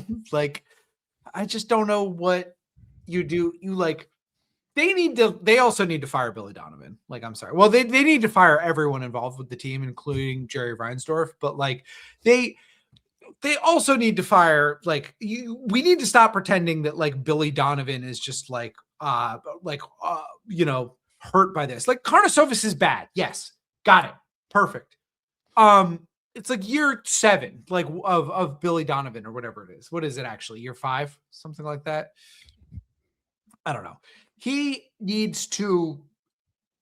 They need like a Jordy Fernandez or a Will Hardy or like a good young coach who's gonna like play the young guys and like you. What you need is a coach who's smart enough to listen when the front office tells you something fucking stupid and plays the young guys anyway. Like if you're gonna have a stupid front office, But I guess the front office are the ones who hire them. So yeah, all the Bulls fans are mad at Billy right now because Buzelis is like, I guess like I must have missed something about like him being told not to take mid-range shots or something, and like they think it's fucking up his development. Because I'm kind of with them where it's like, who cares if Buzelis is trying to add to his mid-range bag and like learn what he can and can't do in the NBA. Yeah. Then like let him cook and stop caring about winning fucking January games when the way the Bulls get out of this and escape the purgatory they're in is one of 2 ways. They either get lottery luck or nail a disaster clause. Or a failing plane engine and the disaster clause. Or Matas Buzelis becomes like a way better player than he is right now. Like, I like Matas. I think he's going to be a good player long term, and I think he still has a fairly high ceiling if he can develop some other skills. But I'm just like, I don't even want to say like put too much on him, but like I don't want to say he's like their lottery ticket, but he's definitely the best player long term for them in terms of what he can become. And by being like, oh no, we're gonna pull you and we're gonna bench you because you're taking bad shots when you're 20 years old in your second season, they should really be letting him kind of explore what he can and can't do and try to figure that out, even if he has bad, rough games. Like, that's kind of just par for the course with young players. Like, I don't think it's helping anyone if you're being like, you're only playing 21 minutes tonight because you did something stupid as a young player. I don't think that helps. And especially when you're in the situation that the Bulls are in right now. Yeah. Yeah. They're dire. You know what I'm saying? Like, it's so funny to go back and I don't know. Everyone was the Bulls. Like, I thought they were going to be a fun story this year where it's like, oh, cool. But like the other thing that I said on that podcast when I was like, I really do think that they could be like a competitive team this year. But then they turned out just to be the Bulls again was like, there's a chance that Josh Giddey actually just locks you into play in purgatory. And like Josh Giddey's become a much better player than I ever anticipated. And he probably still will lock you into play in purgatory. Like he's that's just the nature of his game. And he hasn't even really, he's been injured recently, but like, I'm just saying, I don't foresee Josh Giddey becoming the best player on a contender. And if he isn't the best player on a contender, what is he really? Like, if he isn't the best player on your team? What's Jalen Smith's contract situation? Is he expiring? So he has a year and a half left. He's an MLE guy. Him you can probably trade. You can probably actually get something for him. There might be a calculator rat front office that really likes him because he has so I can't tell. I have been worried that the Celtics are going to try to get him, and then he's just going to be great for the Celtics because I've talked to Bull. I've been watching him a little bit recently just because his name has popped up around the Sixers. It's more Sixers writers and fans theorizing who could be out there and could potentially, because one of the things about watching the Sixers this year is that you'll notice that like they have these great sequences where like they'll run like the Joel VJ 2-man action or the Maxey Joel 2-man action, or even just like they let Maxey cook or whatever, and it draws 2 to the ball or 3 to the ball, whatever. and then they're swing, and then it ends in a Dom Barlow corner three, and he shoots 25% from three. The Sixers have been looking for a release valve style shooter that could play at the 4 or 5 spot, right? And that's the idea behind what Jalen, like they've been starting him recently, and I can't tell if it's because they're trying to boost his trade value or they actually really like him. And the analytics would tell you that he's way better than when you watch the game. You're just like, oh, he's a good rebounder and he can shoot and he's back up big. So like, we know that those are I've always kind of liked him, to be totally honest. He's like a solid player. I'm just saying that, like, if you looked at any on-off metric, he's like one of the 50, 60 best players in the NBA. Is what I'm trying to say. True. Yeah. But occasionally you'll see these guys find the right team for themselves, and then it's like, man, like Trey Jones on the Bulls right now, where it's like, oh, Trey Jones is actually pretty good.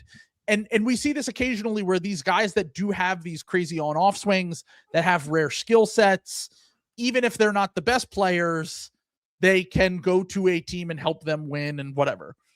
We see it with the Celtics all of the time, where it's like they get a guy whose impact like Josh Minot was someone who just had like good impact metrics. And then he finds a role for himself as like a bench guy on a team eventually or whatever. But what I'm trying to get at here is that Luka Garza, the dominance of Luka Garza. I was laughed at on this very podcast for saying Luka Garza screens would be a massive part of the Celtics finals run this year. All right, well, stay tuned. Yeah, we'll see. We'll see how Luka Garza looks in the playoffs. So, I mean, even Bill on the podcast was like, "Can Jason Tatum be our backup 5 when he comes back?" I don't think Garza is going to be able to play in the playoffs. Who knows, though? I don't want to act like I know who can and can't play in the playoffs anymore, because every year it feels like we pick one guy, like that guy's going to be bad in the playoffs, and then they have like a great playoff run. It really is so matchup dependent too. Yeah. Like, you know, like some guys look like absolute dog shit in one series and are like you cannot live without them. Like they swing series. And I've said before, I think the main thing is just to have a bunch of guys, so you have a lot of levers to pull as a coach in a playoff series. Sure, figure that out. So anyway, but yeah, I was talking in a group DM earlier with Steph No, who covers the Bulls, and he was saying exactly what I felt when I watched Jalen Smith the last few games, which was like, he can definitely shoot and he can rebound. You don't want to making decisions on either end of the court necessarily, and he's someone who, I mean, I literally can't remember a time I watched these last few games where he like attacked a closeout or like did things that you would want a guy, if you're playing him at the 4 spot on your team, to do in a playoff setting, right? But I do think that they have a few guys that are interesting enough that could help other teams, that if they do a fire sale, then I think that they could end up garnering some attention, just more so because how many teams are doing that, right? Yeah. Right. Like, look at the teams that could potentially be on the other side, like the buyers and sellers at this deadline. Yeah. How, like, the Wizards have no one that they're going to trade that any other team would want. Like, it's going to be like they'll buy out. Corey Kispert is gone at this point. Yeah, they're going to buy out Chris Middleton, and like they're not trading the Champagny brother they have because he's been too good for them and he's still young on a scam contract. Yeah, and then they have like Marvin Bagley. Like, it's not. And then everyone else is like part of their quote unquote young core. So unless they're making like, did you see the trade rumor, the Zion trade rumor that popped up with them? No. So basically, this still the Josh Robbins, who covers them for The Athletic, was like, keep in mind, we're all scraping the bottom of the fucking barrel for slop right now, where we're like, they probably have the editors going to them like, we need to write something. And Kenny Beecham had a great clip about this where he's like, hey, like, this pays our bills. Like, we kind of need trades to happen because that's what people care the most about when it comes to content. And why won't you think about the podcasters, the most oppressed class of people in the world? And so I was thinking, like, this probably what this Josh Robin article is he literally says in the article, like, it still sounds like a long shot, but I've been told that the Pelicans might be willing to trade Zion for literally like the pick that the Wizards got from the Sixers in the Jared Butler, Reggie Jackson salary dump from a year ago, which is the worst of like 3 different teams. It's going to be the last pick in the first round this year, plus the salary to make it work, whether it's like Chris Middleton and Marvin Bagley or whoever. for Zion. Like that could like that the Pelicans might be willing to do that in order just to move on from the Zion experience and kind of move forward with their young guys and Herb and Trey and stuff. But like if you are, because I'm looking at like the Wizards right now, if I'm a team like the Wizards, right? Yeah. I kind of want to see where I land in the draft before I make a move like that. Yes. Because then if you have Zion, Sar, and then what if you get Boozer? What if Boozer's the third pick or the second pick of the draft? And you have Boozer, or maybe you get the first pick and Boozer just runs away from the rest of, like, he's been amazing recently. Then you have Boozer, Zion, and Sar. All like it just, I would wait. Like I would like, we just saw this with Cooper Flag where it's like, cool. Now I have Anthony Davis, Daniel Gafford, Derek Lively, PJ Washington, where my whole team is wings and bigs. And like, I would like to have a little bit of balance and make my team make a little bit more sense if I'm putting in this guy that I think can help us win this year, next year, whenever that is, instead of just having a team that, like, on paper, the Mavericks, I've said this before, on paper, the Mavericks have more talent than your average team that has the first pick in the draft. But they functionally make no sense as a fucking team. And I do think that's important when you're drafting as high in the draft as they are. And honestly, with getting Trey and Sar having the season he's having, I wouldn't be kind of pushing in any sort of chips to make any more moves. Like I would just be like, let's see how the lottery plays out and then make our moves from there, because like I would just be super patient if I were a team like the Wizards. Yeah, I mean, what's the rush? Like why would you even do that ahead of time? Like you're on your own schedule, you've got all your own things. Like you've already taken your weird risk. Like putting Trae Young with Zion is, I don't know, it's very on brand for a bad team. So I think if they did that, that would tell me, because like Leonsis would be cooking with that one. Yeah. Yeah, dude. I mean, that is like an old school bad team move. Because I think the Trae Young thing, you can kind of talk yourself into, like, because they gave up nothing. They haven't extended him yet. We talked about this when we did their Trae Young trade. You know, like we both agree it's gonna depend on, you know, what they do when it comes time for Trae Young's contract to expire to do what they do. I think it immediately is a bad rebuild if you trade for Zion Williamson, even if he's cheap. Like especially because if they rework Trey's deal, like let's say they get Trey back at 390 or 395, right?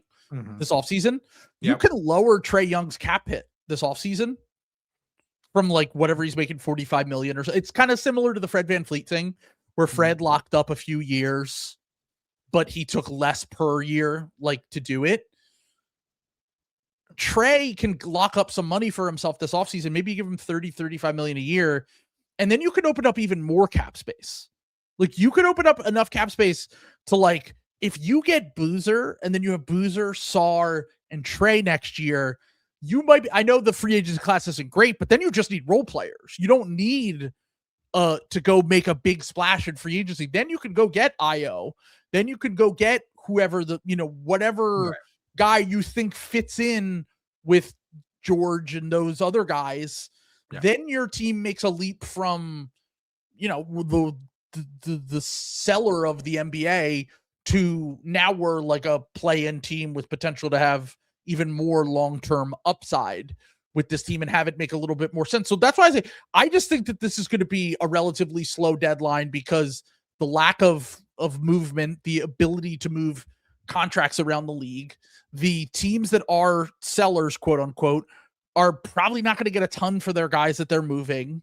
And there's really not many teams that are on the, like, I mean, it is laughable that the Pelicans have like 6 untouchable guys for a team that is but I really think that part of that is that they're literally saving themselves the embarrassment of like having to like admit, like, even though Derek Queen is a good player and a fun young prospect that I think long-term could be really good, I do think it is tough to be like, yeah, we almost certainly gave away a top 5 pick in this great draft. And also we're fine with tanking for the rest of this season. Like, whether it is the right, I think it's the wrong decision to make moves based on emotion like that. If someone wants to give you a bunch of shit for Trey Murphy and you want to trade him, or someone wants to give you a bunch of shit for Herb Jones and you want to trade him, you should do it. but I don't think that they're going to. Like, all of these teams kind of holding all of their good to decent players and not wanting to be sellers at this deadline is just going to make it so that it's hard to see a lot of meaningful movement. Like, we might get like fringe trades and like expiring contracts for expiring contracts, but I highly doubt we're going to see like big splash moves in a way that we're used to for the trade deadline. It's going to be rancid slop. We're going in the back of the fridge. There's a date. It's a little bit smudged on the Ziploc. Like, you wrote it on with Sharpie. You're like, is that a 2 or an 8? Like, what is that? And you got to kind of open it up. You take a sniff of the slop. Oh, it's a Yusuf Nurkic trade. Oh no! Yuck! Oh, I guess I just gotta stomach this. Yuck! Oh, we're looking at like a Jalen Smith headliner being like, "What moves slop fest?" Like, this is what everyone. This is I'm personally trying to put the Trill Bro dude jinx on this. Yeah, I was gonna say we are reverse jinxing the fuck out of them. Both Trill and I are not like we're. I genuinely believe this though. Yeah. I genuinely do believe this. Yeah, like I would be shocked if we got multiple star trades and then someone puts the SpongeBob 2 weeks later. 2 weeks later. 2 weeks oh later. My God, the Tatum trade came out of nowhere. Like, Giannis been traded to the Warriors. Like, after you said they weren't going to do anything. The Shai Gilgeous-Alexander trade for to reload around Chet. We're trading Shane Gilgeous-Alexander to Greenland. Shane Gilgeous-Alexander. Ah, fuck, dude. I kind of blacked out. I got sent there. It's crazy. Gotta trust in Trump, though. Gosh, that's true, man. Man, I don't hear as much about Shane Gilgeous now that Russillo's not on the Ringer anymore. It's a bummer. Gotta bring Russillo. I was listening to some old Russillo clips the other day. Fuck, I miss him, dude. Why? Like, sending him to Barstool, it's like taking really high level, high grade salt and pouring it into the ocean. Like, what are you doing with your premium stuff, and you're putting it in this diluted vat of what's technically the same thing, but worse, like, it's just gross. So, how like Michael Jordan used to have to make up stuff to like motivate himself because at a certain Tom Brady did this too, where it was just like at a certain point, you're so good and untouchable that you have to create fake like doubters in your head in order to convince yourself that there's more like fuel and motivation for you to continue to get better. The reverse Joe Biden, we call that. Yeah. Everyone loves me, man. Everyone wants you dead, man. Like, it's crazy. It's crazy how much everyone hates you. But go on. The reason I say this is, do you think that was Bill with Russillo, where it was like, Russillo doesn't want to stay at the Ringer, wants to go be with Portnoy, and now he's on this generational post-breakup run where he's like, I'm going viral for my rewatchables clips. I'm having Mad Dog on the podcast. I'm reinventing new thoughts that have never been put out. He doesn't even need like heavy hitters, man. Like, you put him in there with like this is like LeBron. You know what I'm saying? Like when like Jamario Moon had like a career year with like those like Cavs teams, just like carrying it all by himself. Yeah, it doesn't matter. He'll sign Kirk Goldsberry. That's like his Westbrook trade. Like, yeah, exactly. I was gonna say that's just I could prove this raise my rent trade for signing Kirk Goldsberry to a max on the Ringer. And he's like, shit, and he makes up for it by being like, what if Peyton Manning was the new OJ Simpson? Yeah, right. No. You just give him his friends who like aren't good anymore. Like Chuck Klosterman's like obsessed with like weird. He's so Klosterman's so washed. Like, it's crazy that Bill still trots him out there, dude. I will always have a soft spot for Klosterman because he's like a unique kind of insane, and he is a Hall of Fame Simmons guest. Oh, he's a crank, and he's such a crank too. Yeah. Like, we don't have. It's weird because he's like the last guy from that cultural minutia who didn't do like the Gavin McInnes like right wing like pivot. You know what I'm saying? He like stayed he's not like, I don't even think he's like liberal even necessarily. He's just like a guy. You know what I'm saying? He kind of stayed like almost. If I had to guess his politics, it would be somewhere in between libertarian and liberal. Yeah, something like that. Like some sort of very. I love when he very fucked up and very American. Like, I love when Bill just like he like calls him up and he brings him out of like he looks like he just came out of like the Unabomber's cabin and he's like, I was at the Thought Experiment Olympics this past weekend in South Iowa, and I'm like, what the fuck was that sentence? Like, where do you end up in life? Like, how do you get invited to these things? Like, I genuinely am shocked every time. Every new sentence he says is something that has never been said by any person before the second. He is literally just inventing new thoughts and things that have never happened before every time he goes on Bill's podcast. And Bill is just in there like, yeah, I remember. That's cool that you went to Iowa. That's like, you're kind of, you're kind of like Cusack in Serendipity, where it's like a little bit of like a, you're kind of coming off a heater, but like you're still, putting out something that's like people are really interested in at the same time. I love that he entertains Chuck's thoughts that that Chuck does not put any thought into himself. Yeah, Chuck will just like. It is very reminiscent of the Michael Scott he begins a sentence and doesn't know where it's going to end thing. Yeah, where Chuck will argue something that that he doesn't believe, and Bill just entertains it because it's good for content. Yeah, like the Nico Harrison thing that he talked about. I think it's just communication error, and I'm like, no, I think he traded away a fan favorite that was coming fresh off an NBA Finals for a fan base that absolutely loved him, and he got nothing for the player back. And every other GM in the history of the NBA would also be flamed for this. And there's no PR pitch or spin you could make on this trade that would make people feel better about it. It just, it is uniquely terrible, and we'll never see anything like it again. No. And it's like, the other thing that's like kind of awesome, it's just like, God, because Klosterman, I'm trying to think of like, it really is like, Bill really is like early Lakers era LeBron. You know what I'm saying? Where he's like he's still great, but he has the power and he's kind of making these things happen, but he's aware of it. So good. That's what I'm saying. But he's still so good. He can power through like even his mistakes. You know what I'm saying? Like, I don't know. Like he can do something like, for example, Bill as a GM, I blame you for what you did to the mismatch, because you needed to. Yeah, they need to break up that Zach Lowe and Verno. It's so easy. It's so easy, and that would did it for you. Be the best NBA podcast, like 100%.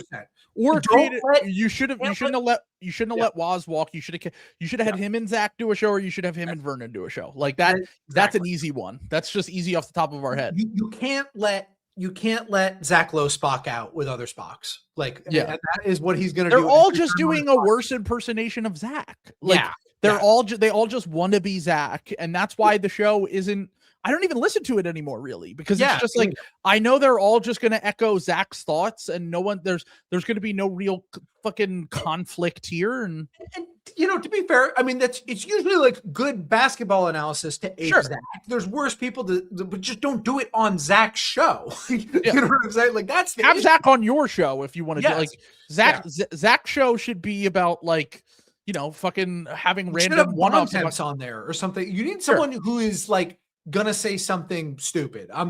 Or provocative. You're provocative. You know what I'm saying? Like, you need to have like someone who's going to, do this, because Zach's not going to step on anyone's toes. Like, unless it's the Clippers, in which case he turns into a fucking Pusha T at that point. But Steve Ballmer, you are hiding a child.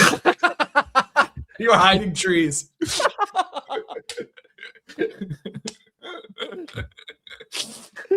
Let that tree grow. Zach and the new Zach Lowe, it's Ballmer in the makeup that he had Drake on the cover of the fucking title card.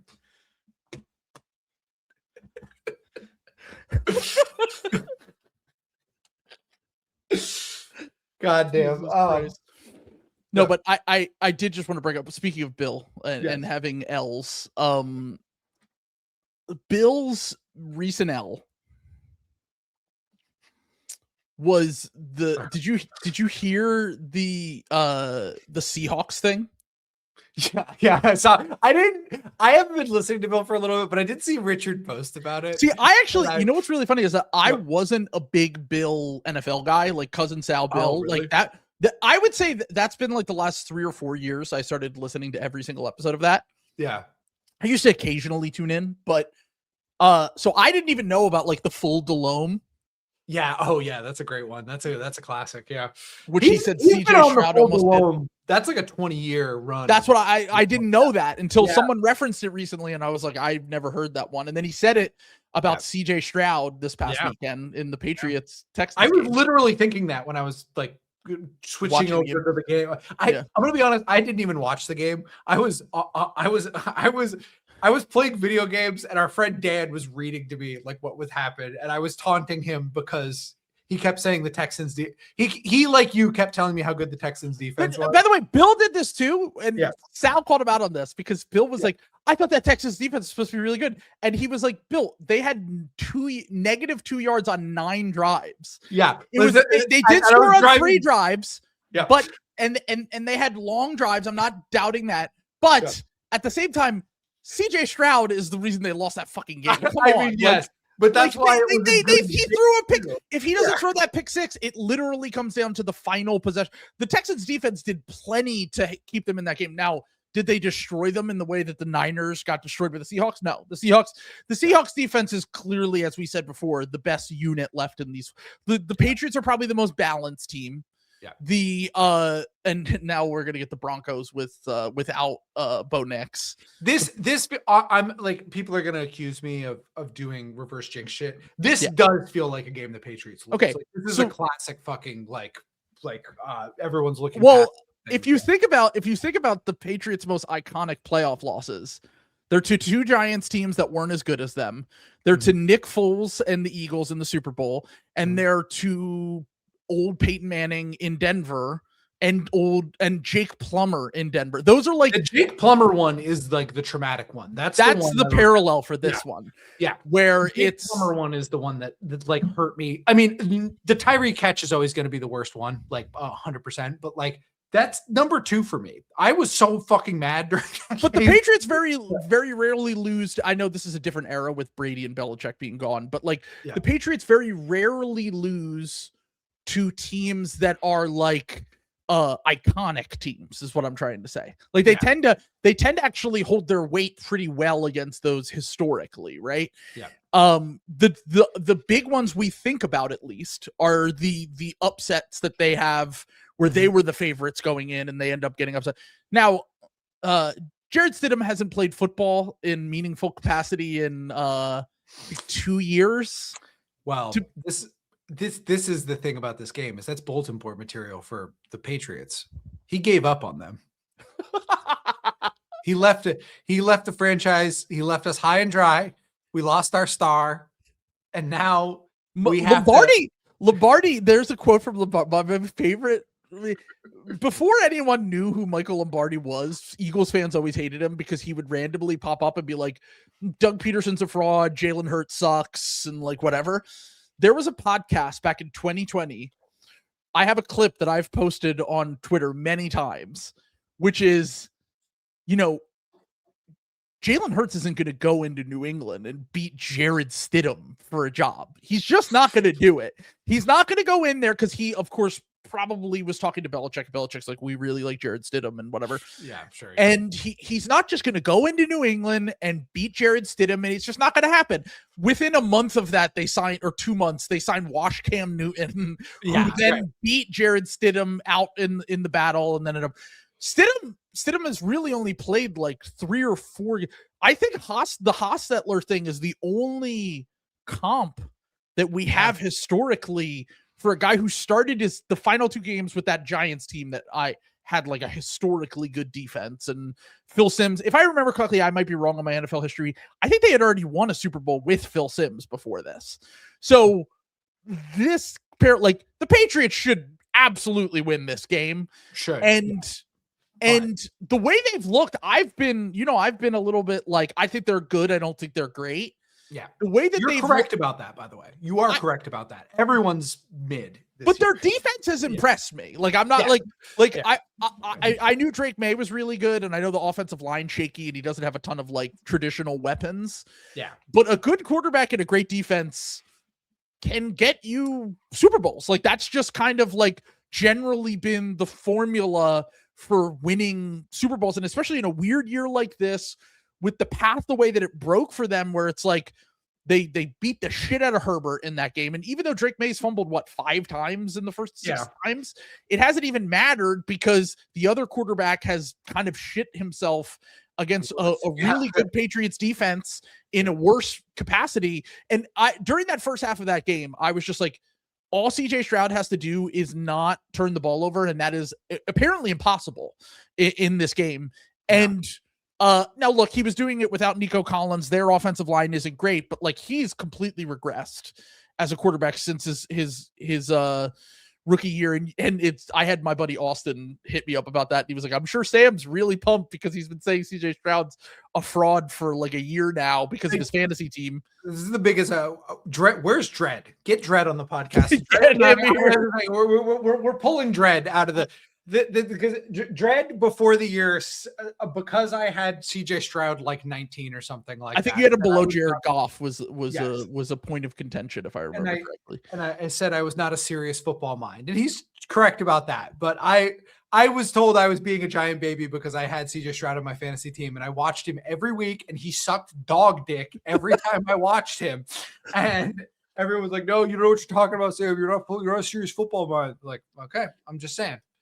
Bobby Slowick Innocence Project has been my thing. I troll everyone with in the Discord, not just because we're gonna have to settle for him as the Eagles offensive coordinator because no one wants this fucking job. Dude, can we talk real quick? Can we talk about Bills fans are in piss and shit? Dude, I've never seen. I actually can relate to them a little bit because before the Eagles were the Eagles, right? That specifically as a football fan. The Bills are Chiodo has been, if you just ask Chiodo what's going to happen in a game, it's like he has clairvoyance with this shit, dude. During the Bears game, he was like, the Bears are winning the Bears-Packers game. He was like, the Bears are coming back and winning this game. And they did. And it was, no one saw it coming.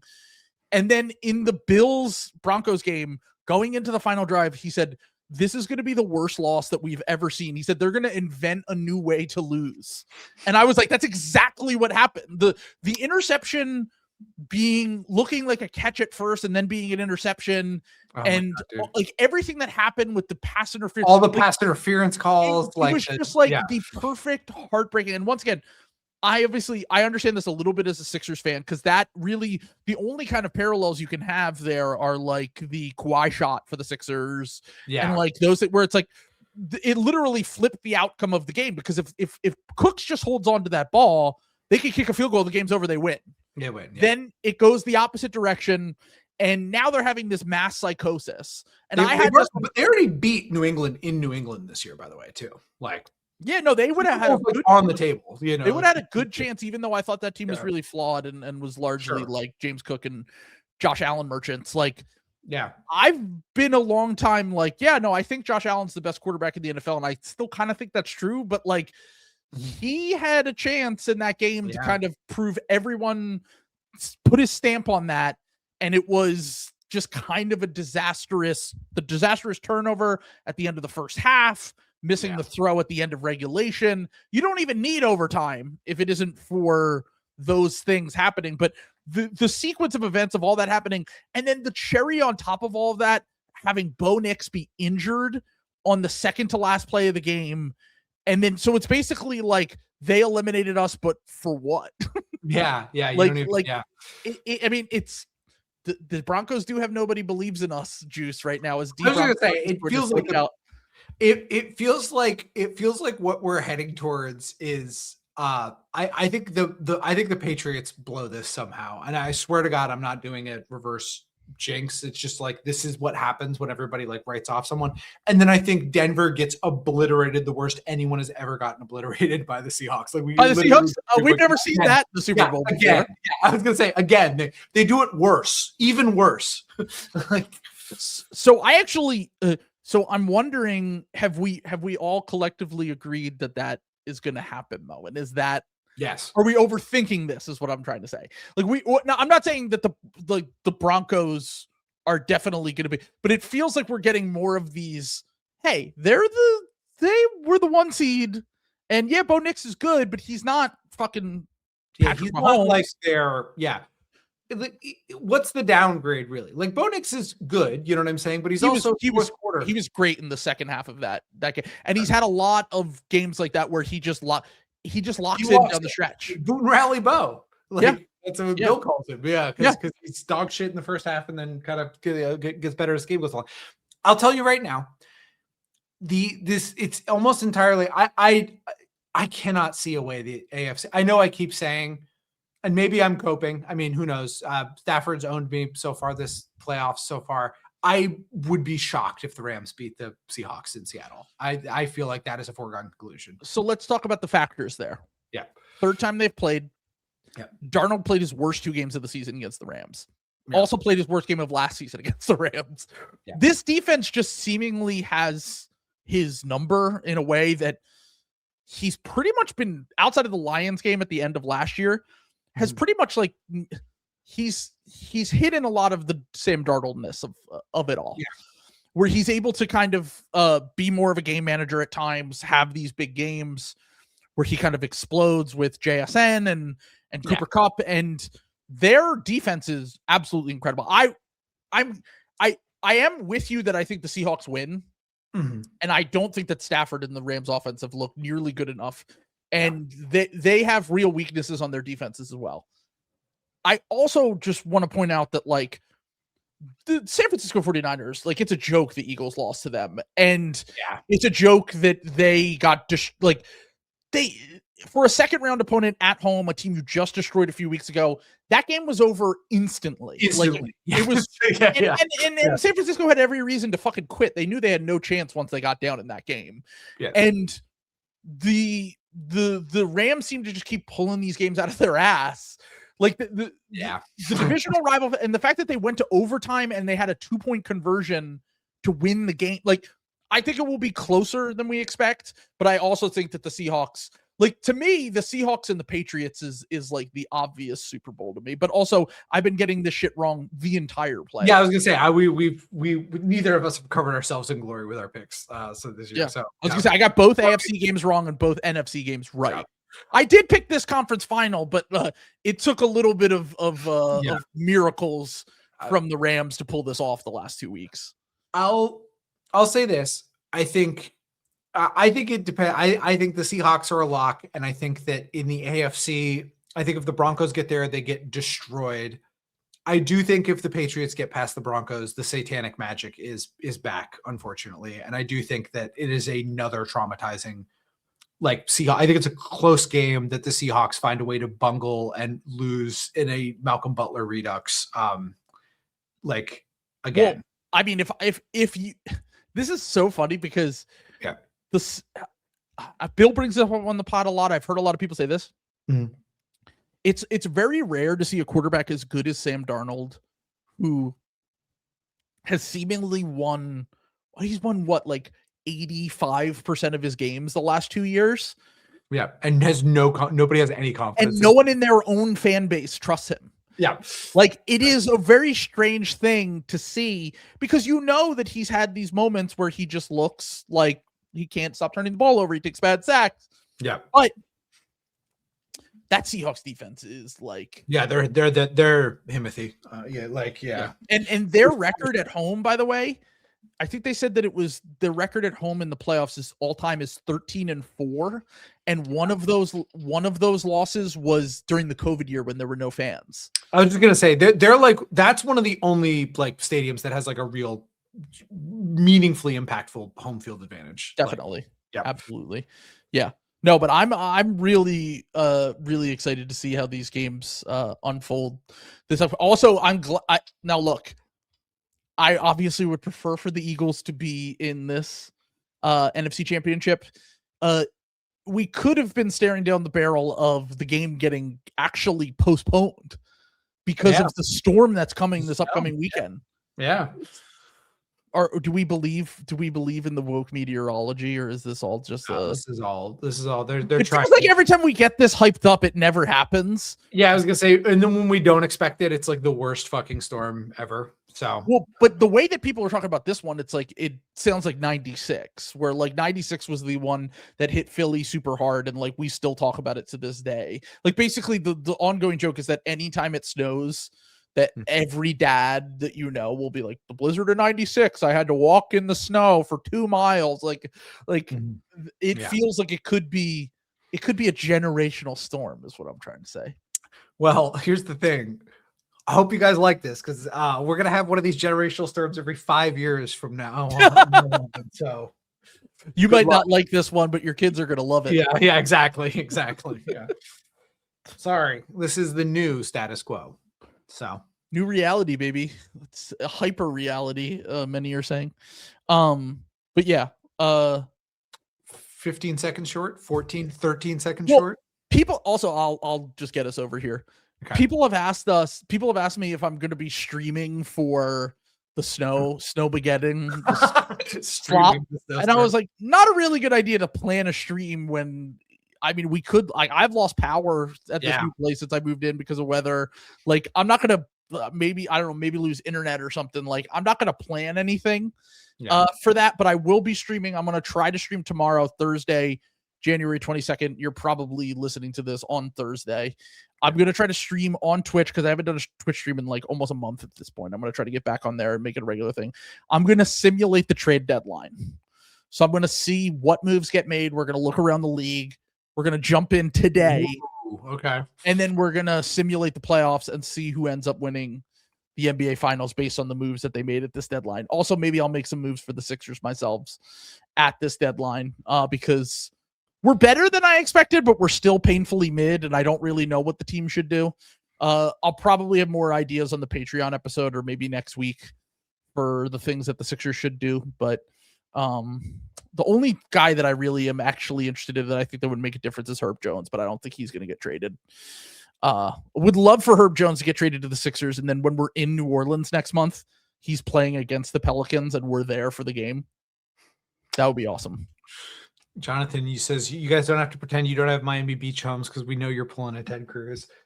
We actually have like Vinehouse. Trill and I have our own content creator. We're actually in